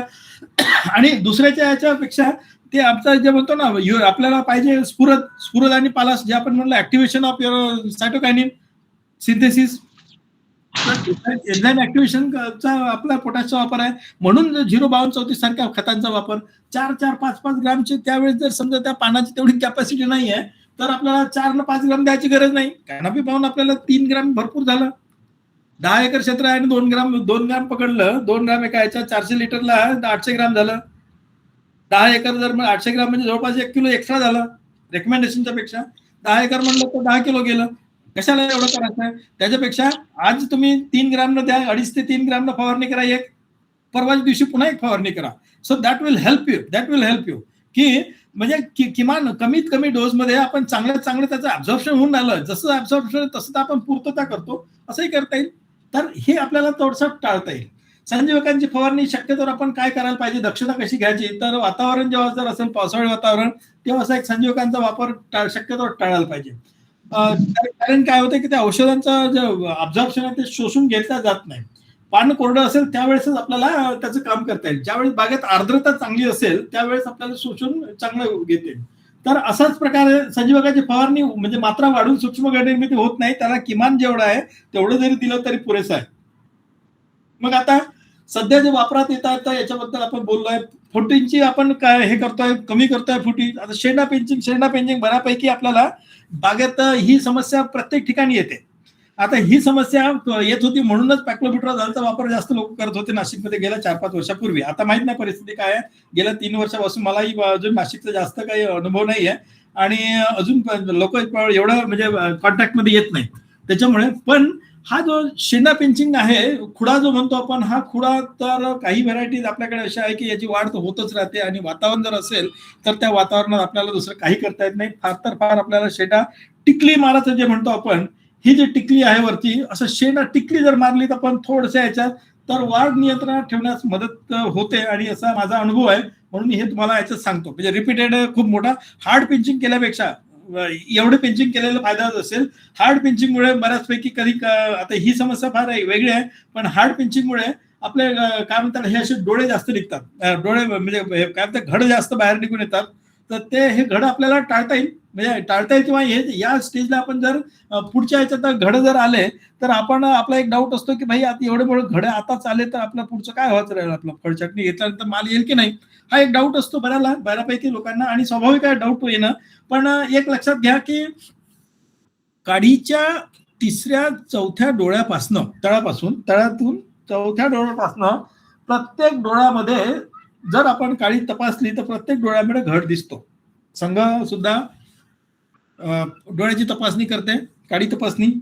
त्याच्यामध्ये आपण बघतो की घड फक्त एवढंच आहे की चांगला जोमदार आणि दमदार घड कोणत्या डोळ्यात आहे, हा एक महत्वाचा विषय आपल्याकडे. तर या विषयाचा विचार जर केला आपण तर घड आपल्याला मिळते जिथं जाड डोळा आहे, जिथं गाठ तयार झाली आहे, ज्याला आपण सपकेन म्हणतो. सपकेनच्या शेजारी जर मोठी गाठ तयार होते किंवा सरळ काडी असेल तर 6व्या ते 8व्या डोळ्यामध्ये जे पेरा कमी झालेला असेल त्या ठिकाणी चांगल्या प्रकारचा घड आपल्याला त्या डोळ्यात दिसून येतो. आणि हा डोळा ती काडी आपण जेव्हा छाटणी घेतो तेव्हा असं काय करतो, काडी परिपक्व झाली तेव्हाच आपण छाटणी घेतो किंवा बागेत मॅक्सिमम जास्तीत जास्त काड्या परिपक्व झालेल्या आहे आणि थोड्याफार काड्या ज्या आहेत परिपक्व झालेल्या नाही, हिरव्या किंवा कच्च्या राहिल्या, त्या आपण 1 डोळ्यावरून 2 डोळ्यावरून उडवतो आपण किंवा 3-4 डोळ्यावरती उडवतो आपण. जिथपर्यंत काडी पकली तेवढेच ठेवून बाकीची उडवतो आपण. म्हणजे याच्यामध्ये सांगायचं हे की काडी परिपक्व जिथपर्यंत झाली आहे तिथपर्यंत ते काडीमध्ये घड आहे, शाबूत आहे, सुरक्षित आहे. तो घड सरकत नाही. आपण हा जर डोळ्याला आपल्या डोक्याला विचार येत असेल की काडीचं आताच घड निघालं तर पुढे काय होईल, काही होत नाही. हे घड आहे जे पुढचे घड आहे हिरव्या काडीत निघालेले आहेत, त्याला थांबवलं ना पण तिकडे शेंडा मारल्यामुळे त्याच्यातलं प्रेशर आलं त्याच्यावरती, जिब्रेलिन्स कमी झालं, सायटोकायनिन वाढायला लागलं यावेळेस सुद्धा, आणि म्हणून तो त्याच्यावरती प्रेशर आला आणि तिथून तो बाहेर निघाला, डोळा फुटून घड आला. आपला जो डोळा आहे तो सुरक्षित आहे, कारण आपण हा जो डोळा आहे, हा जो घड आहे निघालेला आहे, तो मला वाटतं 15-16 पानावरती आहे हा. तर त्याच्यामुळे असं घाबरण्यासारखं काय नाही. 15-16 पानावर निघू द्या, काय फरक पडतं आपल्याला. 7 पानं 8 पानं ठेवायचे फक्त, तेवढ्याच पानावरती आपण त्याला मेंटेन करणार. म्हणून आपल्याला छाटणी त्याचा याचं हे नाहीये. आता हे जे गोष्ट आहे का हा डोळा जो म्हणतो आपण कापसला, हा डोळा मुख्य डोळा फुटण्याची जी समस्या आहे, टायगर बर्ड जे म्हणतो आपण, तर हा टायगर बर्ड फुटण्याची समस्या रिपीटेड पिंचिंग म्हणा की हार्ड पिंचिंग केल्यानंतर तो असं दिसतो. आणि त्याला एवढंच कारण नाही आहे, तर पाण्याचा ताण बसला असेल, सायटोकायनिनचे जे आहे आपण काय म्हणतो सायटोकायनिन युक्त जे संजीवक आहे त्याचा अतिरेक जास्त झाला असेल, त्याचा. आपल्याला सांगितलं एक फवारणी करा याची, एक दुसरी फवारणी करा त्याची, ते आपण हेही घेतो तेही घेतो, आणि त्याच्यासोबत बाजारात उपलब्ध असलेले आपल्याला शिफारस केलेले कोणी सांगितलेले टॉनिकच्या रूपातील जे संजीवक आहेत सूक्ष्म घड निर्मितीकरिता, ते जर समजा आपण वापरले तर त्याच्यात काय राहते, त्याच्यात हेच राहते, सायटोकायनिनच राहील ना. टॉनिक जरी म्हणलं तर टॉनिक म्हणजे टॉनिक कशाला काय, ते काय बायोझाईम थोडी आहे, ते झाईम थोडी आहे, झाईम नाही ना, ते सीवीड एक्स्ट्रॅक्ट थोडी आहे, ते हेच आहे. तर त्याचा वापर आपण करतो आणि मग एकावर एक सायटोकायनिन आधीच दिला आपण युरेसिलच्या माध्यमातून, सायटोकायनिन आपण दिलं सीसीसीच्या माध्यमातून, सायटोकायनिन आपण दिलं याच्या 6BAच्या माध्यमातून. त्याच्यानंतर पुन्हा बाजारात उपलब्ध असलेले जे काही सायटोकायनिन बेस्ड जे आपल्याला टॉनिक्स म्हणतो आपण, त्या टॉनिकचा अतिरेक, त्याचा आणि याचा दोन्ही मिळून जर जो काही संगम झाला आणि त्याचा अतिरेक झाला तर मग आपल्याला ही अशी समस्या निर्माण होते. तर याच्याकरता आपल्याला महत्वाचं असेल की शेंडा चालू द्यायचा, अशा वेळेस थोडा शेंडा चालू द्यायचा, 4-5 पानं जाऊ द्यायचे पुढे अजून, म्हणजे मागचा डोळा थपकेल म्हणजे थांबेल. नाहीतर हा डोळा जर फुटला, वरून मारत गेले आपण, शेंडा पिंचिंग करत गेले आणि हे जर अजून फुटलं तर हे डोळा घेऊन फुटन, आणि एकदा डोळा फुटला तर तो मग काय येणार, दुसरा डोळा आहे राहते कुठं होतं, काय तो डोळा राहणार नाही, दुसरा मिळणार नाही. म्हणून हा डोळा शाबूत राहील. जसं वाटते आपल्याला कधी असं निघते आहे तर शेंडाची वाढ होऊ द्यायची, 4-5 पानं जाऊ द्यायचे, थोडंसं वाटल्यास नाही वाढत असेल तर अर्धा किलो युरिया देऊन द्यायचा जमिनीतून आणि त्याला वाढू द्यायचं, प्रोत्साहन द्यायचं थोडंसं शेंडाकडे वाढ निघण्याकरता. शेंडाकडची वाढ निघाली 3-4 पानं जातपर्यंत थांबून जाते, आणि त्याच्यानंतर एखादा पोटॅशची फवारणी करायची, की ज्याच्यानंतर काय होईल, फवारणी करा की 1-1.5 किलो पोटॅश देऊन द्या 0.050, जेणेकरून काडीची थोडीशी रठ्ठ झाली, व्हाईट कलरची झाली, ते दुधाळ रंगाची झाली किंवा ब्राऊन कलरची झाली असेल तर तो डोळा थांबला तिथे आणि आपला जो उद्देश होता तो सफल झाला. तर हे अशा प्रकारचं आपल्याला काम करता येईल. हे सांगितलं त्याच्यात की 3 ते 4 पाने असतील अशा प्रकारचे हार्ड पिंचिंग करण्याचं टाळावं. युरिया 1 ग्राम प्रति लिटरची फवारणी करावी किंवा जमिनीतून 1 किलो देऊन आपल्याला ते करता येईल.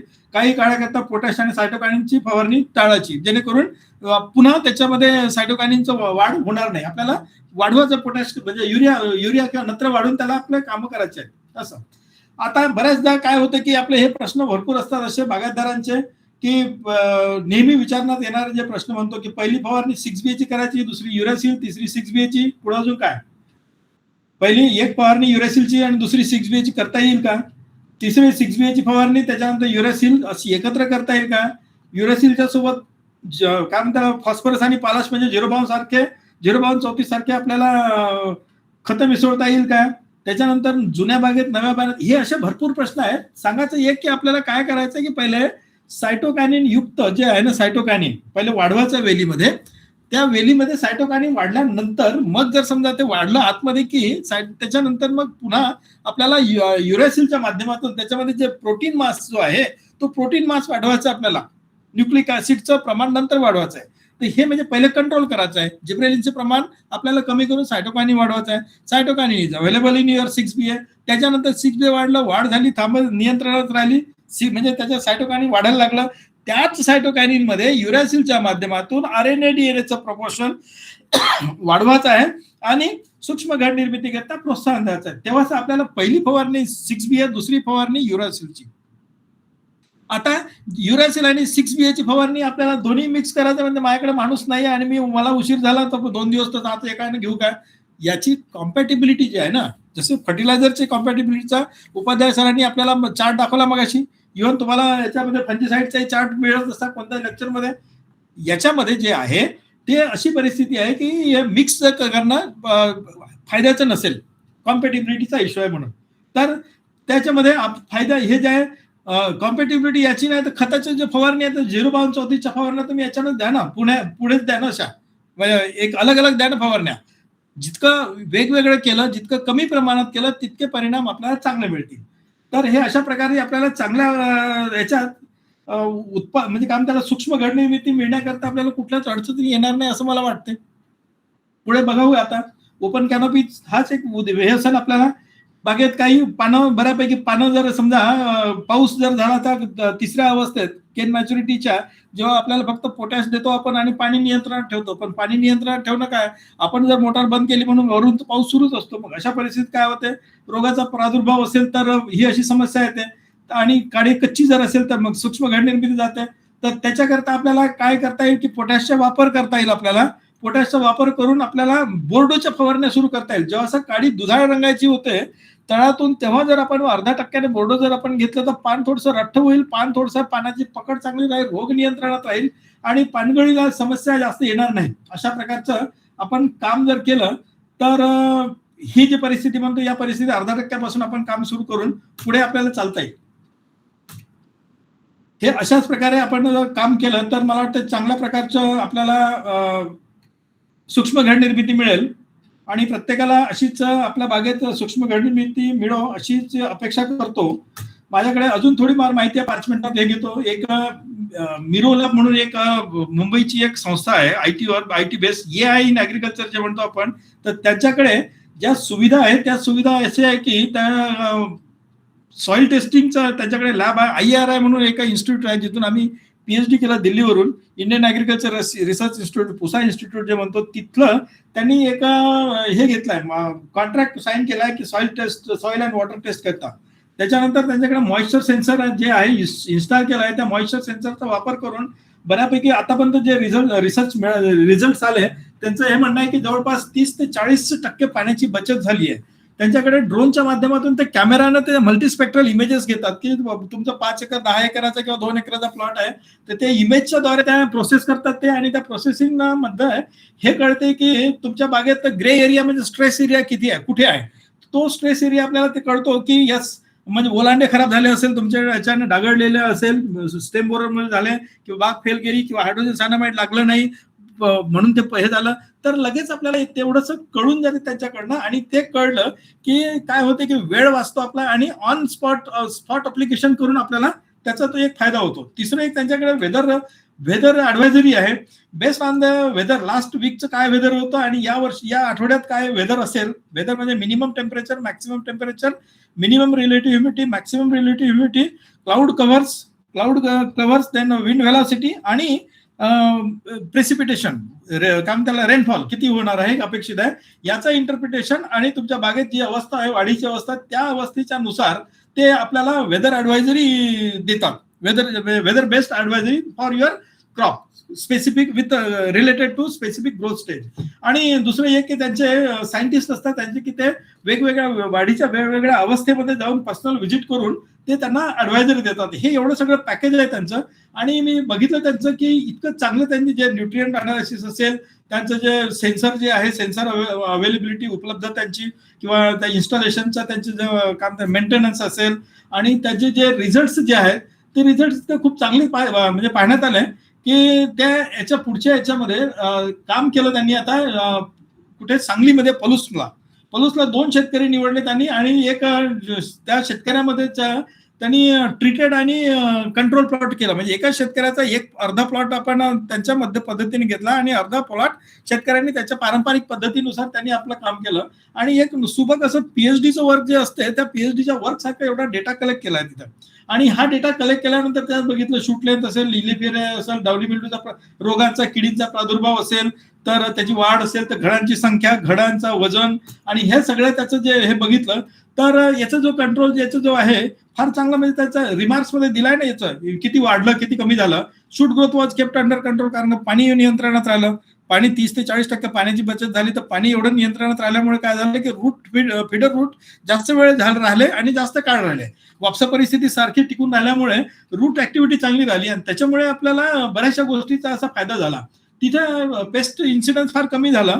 आणि त्याच्यात हे जर बघितलं एक तर एका प्लॉटमध्ये ते वॉटर अप्लाइड त्यांच्यामध्ये जवळपास 34% पाणी कमी झालं, बचत झाली. म्हणजे 11 लाख लिटर पाणी एका एकरामध्ये एका सीझन मध्ये कमी करता आलं त्यांना. प्रोडक्शन कॉस्ट 41,000 म्हणजे 18% कमी करता आलं त्यांना. उत्पादन त्यांचं 2-2.25 टन वाढलं. त्याच्यानंतर त्यांना प्राइस सुद्धा क्वालिटी चांगली मिळाल्यामुळे 10 रुपयाला त्यांना प्राइस जास्त मिळाली. असं करत करत त्यांना 2,64,000 रुपये त्यांचा एका प्लॉटमध्ये एका शेतकऱ्याला मिळाला. हे दुसऱ्या शेतकऱ्याला अशाच प्रकारचं उत्पादनात वाढ झाली, इतकं बचत होऊन 3.5 लाख पर्यंत त्यांना एका एकरामध्ये त्याचं इम्प्रुव्हमेंट झालं. आणि याच्यामध्येच त्यांचं जे इंटरव्हेन्शन जे केले आहे त्यांनी, हे जे त्यांनी दाखवलं आहे ते, तर त्याचं आपल्याला म्हणजे असं आहे की त्याचा वापर करायचा झाला तर त्याचा हा नंबर आहे, कॉन्टॅक्ट डिटेल्स वरती आहे. तर हे जे डिटेल्स आहे हे नंबर, याच्यावरती आपण त्यांना कॉन्टॅक्ट करू शकता त्यांना, आणि त्यांच्या ज्या सर्व्हिसेस आहेत त्याचा वापर तुम्ही करू शकता. सध्या म्हणजे आजच्या सूक्ष्म घड निर्मितीच्या अनुषंगाने मला जेवढं सांगता आलं तेवढं मी सांगण्याचा प्रयत्न केला, आणि मी इथे थांबतो. धन्यवाद. सर्वांचा आभारी आहे. बाळासाहेब.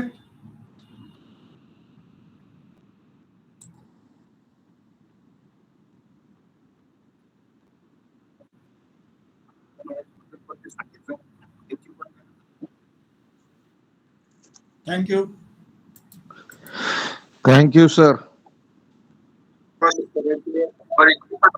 हॅलो हॅलो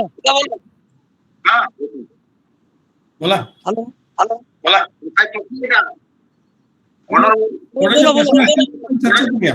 कुठली आता सबस्टेंसच्या स्टेजला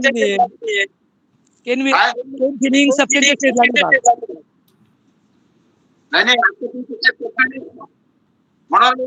तसं आहे ना, हॅलो हॅलो प्रश्न आहे माझा.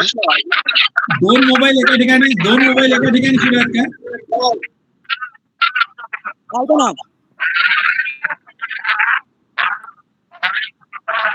बरोबर बोलू. हा सर. गर्भधारणेबाबत सरांनी एक स्लाइड दाखवली की 30 ते 35 डिग्रीचं टेम्परेचर. तर सध्या आता 40-42 डिग्रीचं टेम्परेचर आहे.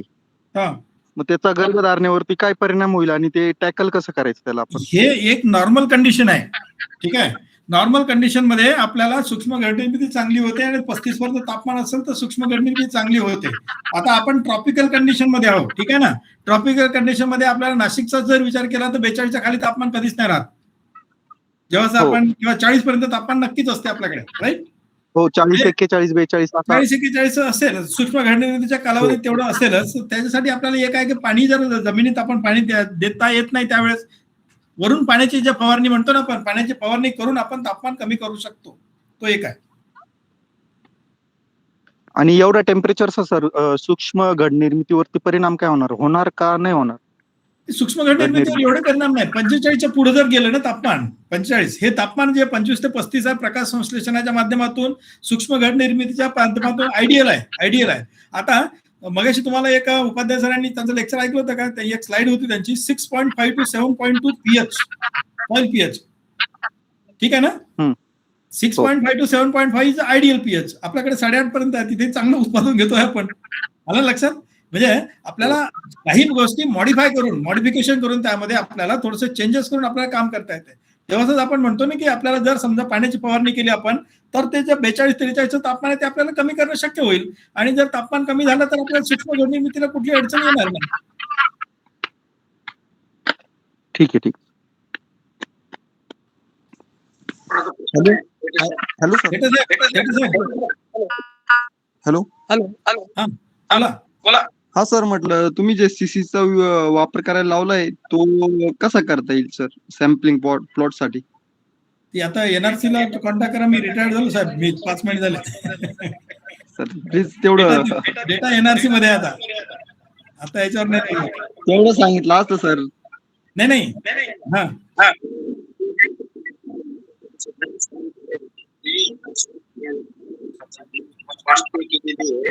आणि डेटा मिळेल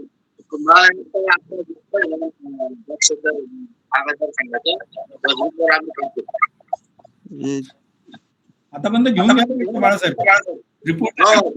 रिपोर्ट घेऊन घ्यायला पाहिजे. घेऊन वाटल्यास द्राक्ष उत्पादनामध्ये एक देऊन द्या, एक लावून द्या, एक लेख देऊन द्या त्याच्यामध्ये. सर तोपर्यंत 1 मिलीने चालेल का एक स्प्रे? अर्धा मिली पुरेसा आहे. अर्धा मिली एकदम अतिरेक करू नका. आणि या टेम्परेचर मध्ये तुम्हाला फारशी गरज नाही पडत.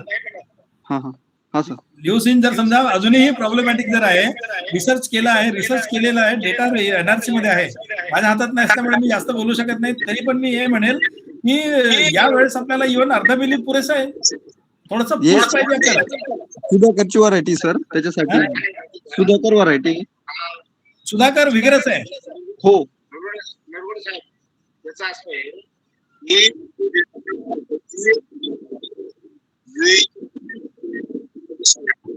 आपण तो त्यांना पाठवलाय युरोपियन युनियनला, आणि त्या युरोपियन युनियन आपल्याला नाही झाला त्याच्यामुळे आपल्याला पब्लिश करता येत नाही. आणि नाही तेव्हा अजून पण आपण किती वापरू किती वापरू नये जर आपण दिलं तर ते काय येतील त्याचे. हो सर, त्याच्यासाठीच विचार सॅम्पलिंग. थोडंसं त्याला टाइम लागतोय, तरी पण कसं काय पब्लिश चालेल सर. Thank you sir.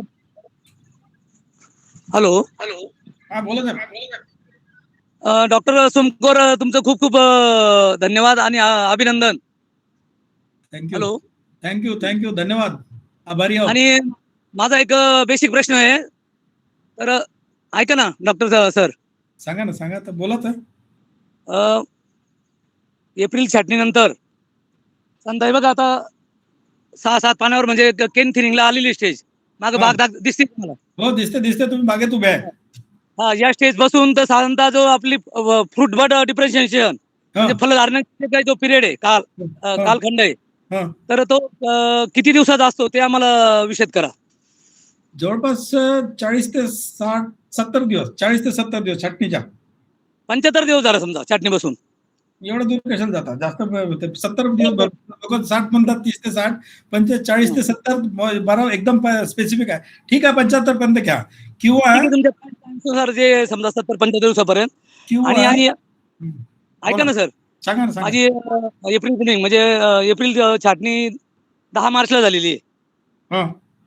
आणि इथून पुढचे समजा आता उष्ण भरपूर आहे, अगदी 36-40 डिग्री पर्यंत टेम्परेचर जात आहे दुपारच्या वेळेस, 12 वाजेपासून तर समजा 4 वाजेपर्यंत. आणि मग आता हा एप्रिल महिना चालू, एप्रिल अर्धा संपलाय, तर मे आणि जून पर्यंत. तर मग या एवढं म्हणजे ज्याला आपण ॲबंडंट सनलाईट आणि टेम्परेचर याच्यामध्ये काही वेगवेगळे जे काही फलं धरण्यासाठी जे काही PGR आहे किंवा संजीवक आहे ते वापरण्याची गरज आहे का? जेणेकरून ते अनेक कंपनी बायोजेन सारखे औषधं आमच्या शेतकऱ्यांच्या गळी मारले. 100% गर्भधारणेसाठी, 100% फलधारणेसाठी बायोजेन वापरा, अमुक हे वापरा, अमुक ते वापरा. तर ते खरंच जर ही अशी नैसर्गिक परिस्थिती असेल, म्हणजे सूर्यप्रकाश आणि उष्णता उपलब्ध असेल, तर गरजेचे आहे का? हा माझा एक बेसिक प्रश्न आहे. झाला? सूर्यप्रकाश आणि उष्णता टेम्परेचर टिकून आहे. झालं काय? हो. आता ऐका, मगाशी मी माझ्या पूर्ण लेक्चरमध्ये सांगितलं की 60% सूर्यप्रकाश काम करतो, आणि तो सूर्यप्रकाशानं काम करण्याकरता आपल्याला आपल्या बागेतली कॅनोपी कशी आहे, ओरिएंटेशन कसं आहे, सूर्यप्रकाश म्हणजे याचं काडीचं ओरिएंटेशन कसं आहे. काडी जर समजा तुमची सरळ असेल ओलांड्यावरती, ठीक आहे, तर त्या काडीच्या प्रत्येक डोळ्यावरती, प्रत्येक याच्यावरती सूर्यप्रकाश पडेल, आणि तो सूर्यप्रकाश त्याच्यावर पडला तर आपलं काम झालं. त्याच्याकरता तुमच्या मागे जे कॅनोपी आहे पाठीच्या मागे, ती हो. कॅनॉपी जर समजा मोकळी असेल, ती हो. कॅनॉपी नियंत्रित असेल, तर 60% काम 60% सूक्ष्म घटनिर्मिती तुम्हाला मिळाली. बाकी मग राहिलं पाण्याचा वापर, नियंत्रित पाणी, त्याच्यानंतर फॉस्फरस मध्ये ओके. 52-34 असेल. विगर जर वाढतोय असं वाटतंय तर 052-34 द्या, नाही तर फॉस्फरिक ऍसिड द्या, फवारणी करा, 052-34च्या फवारण्या करा. बर 6B आहे. मग हे एवढं जर झालं ते 40% हे आलं, त्याच्यानंतर मग ते काय ते बाकीच्या दुकानातल्या आणायची काय गरज आहे? पाहून घ्या मग. मला म्हणायचंय मूळ 6B आणि युरेसिलचे आम्ही 2-2, 3-3 स्प्रे घेतो. पुरेसे आहे. 52-34 052-34 घ्या, अजून सोबत 2-4-5 फवारण्या केल्या तर सूक्ष्म घटनिर्मितीला काहीच अडचण येणार नाही साहेब. बर कारण गेल्या वर्षीचं जे काय 6 मेला आमच्याकडे तो अवकाळी पाऊस चालू झाला होता. त्या वातावरणात आम्हाला युरेसिल आणि 6Bच्या मला वाटतं मी 3-3, 4 त्या होऊनही फायदा झाला नाही. मी सांगतो तुम्हाला, होऊनही नाही फायदा फायदा. झाला नाही, कारण की जे पाहिजे होतं ते मिळालंच नाही त्या वेलीला. आणि त्याच्यावर निश्चित. संघाने भरपूर काम केलं. मला वाटतं काही व्हिजिट झाल्या, अजून ट्रिप काही कुठेतरी हे पण झालं, फील्ड व्हिजिट काय झालं, ते सर्वे झाला. काम करते आमच्या द्राक्ष बागेदारांसाठी. दोन्हींना धन्यवाद आमच्या द्राक्ष बागेदारांच्या वतीनं. थँक्यू, धन्यवाद. हो, धन्यवाद डॉक्टर सोमकर.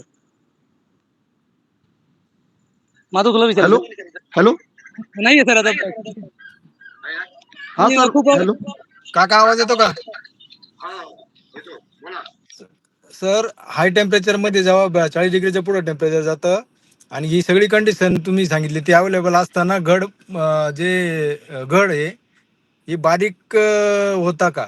म्हणजे घडांची संख्या जो आपल्याला ब्रॉड घड पाहिजे त्याच्यापेक्षा काही छोटे होता का असं टेम्परेचरमुळे? हो नाही, टेम्परेचरमुळे नाही. तुमचं जर समजा न्यूट्रिएंट असेल, कमी झालं असेल, किंवा काडी जर समजा बारीक राहिली असेल, त्या केसमध्ये घड बारीक निघेल. एक गोष्ट, काही ठिकाणी जाड काडी असून सुद्धा घड बारीक झाला असेल तर ते अन्नद्रव्याचं त्यावेळेस हे होतं, किंवा पानांचं तिथं कार्य व्यवस्थित झालं नसेल त्यावेळेस तो एक परिणाम होऊ शकते. त्यावेळेस बागेला स्ट्रेस जास्त बसला असेल सूक्ष्म घटनिर्मितीच्या कालावधीत. काय होते की बऱ्याचदा आपण भारी जमिनीमध्ये आपण पाण्याचा ताण देतो, पाण्याचा ताण पाहिजे म्हणतो, पण आपल्याला ही माहित नसते की याला पाणी पाहिजे किती, याला म्हणजे ताण कितीपर्यंत द्यावा. तर थोडासा जरी ताण झाला असेल, बसला असेल त्या वेलीला, तर त्यावेळेस काय होतं की त्याच्यामधले ज्या फिजिओलॉजिकल डेव्हलपमेंट्स आहे त्या हॅम्पर होतात. हॅम्पर म्हणजे स्लो होऊन जातात त्या, आणि त्या जर स्लो झाल्या तर मग आपल्याला अडचण येते. कधी कधी हाय टेम्परेचर मध्ये पण बागा फेल्टचं प्रमाण झालेलं आहे. नाही साहेब, जेव्हा तापमान खूप पुढे गेलं आहे, हाय टेम्परेचर खूप जास्त झालं, टेम्परेचर जास्त होतं आणि पाण्याचाही ताण बसला जमिनीला, त्या केसमध्ये आपल्याला घडाचा बारीक साईज मिळेल. बारीक घड मिळतील, पण सूक्ष्म घटनिर्मिती 100 का 150% असते त्या ठिकाणी त्यावेळेस.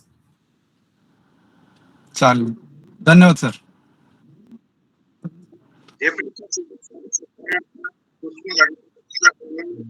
आणि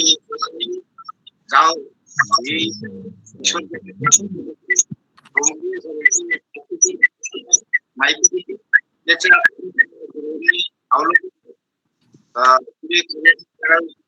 आणि थँक्यू. नवीन सीझनच्या सर्वांना शुभेच्छा. धन्यवाद. धन्यवाद सर. धन्यवाद. आजची गुगल मीट खूप छान झाली सर. आजची गुगल मीट खूप छान झाली. मला एक प्रयत्न केला, जो काय अनुभव होता तो अनुभव शेअर करण्याचा, अजून काही नाही. सर म्हटलं हॅलो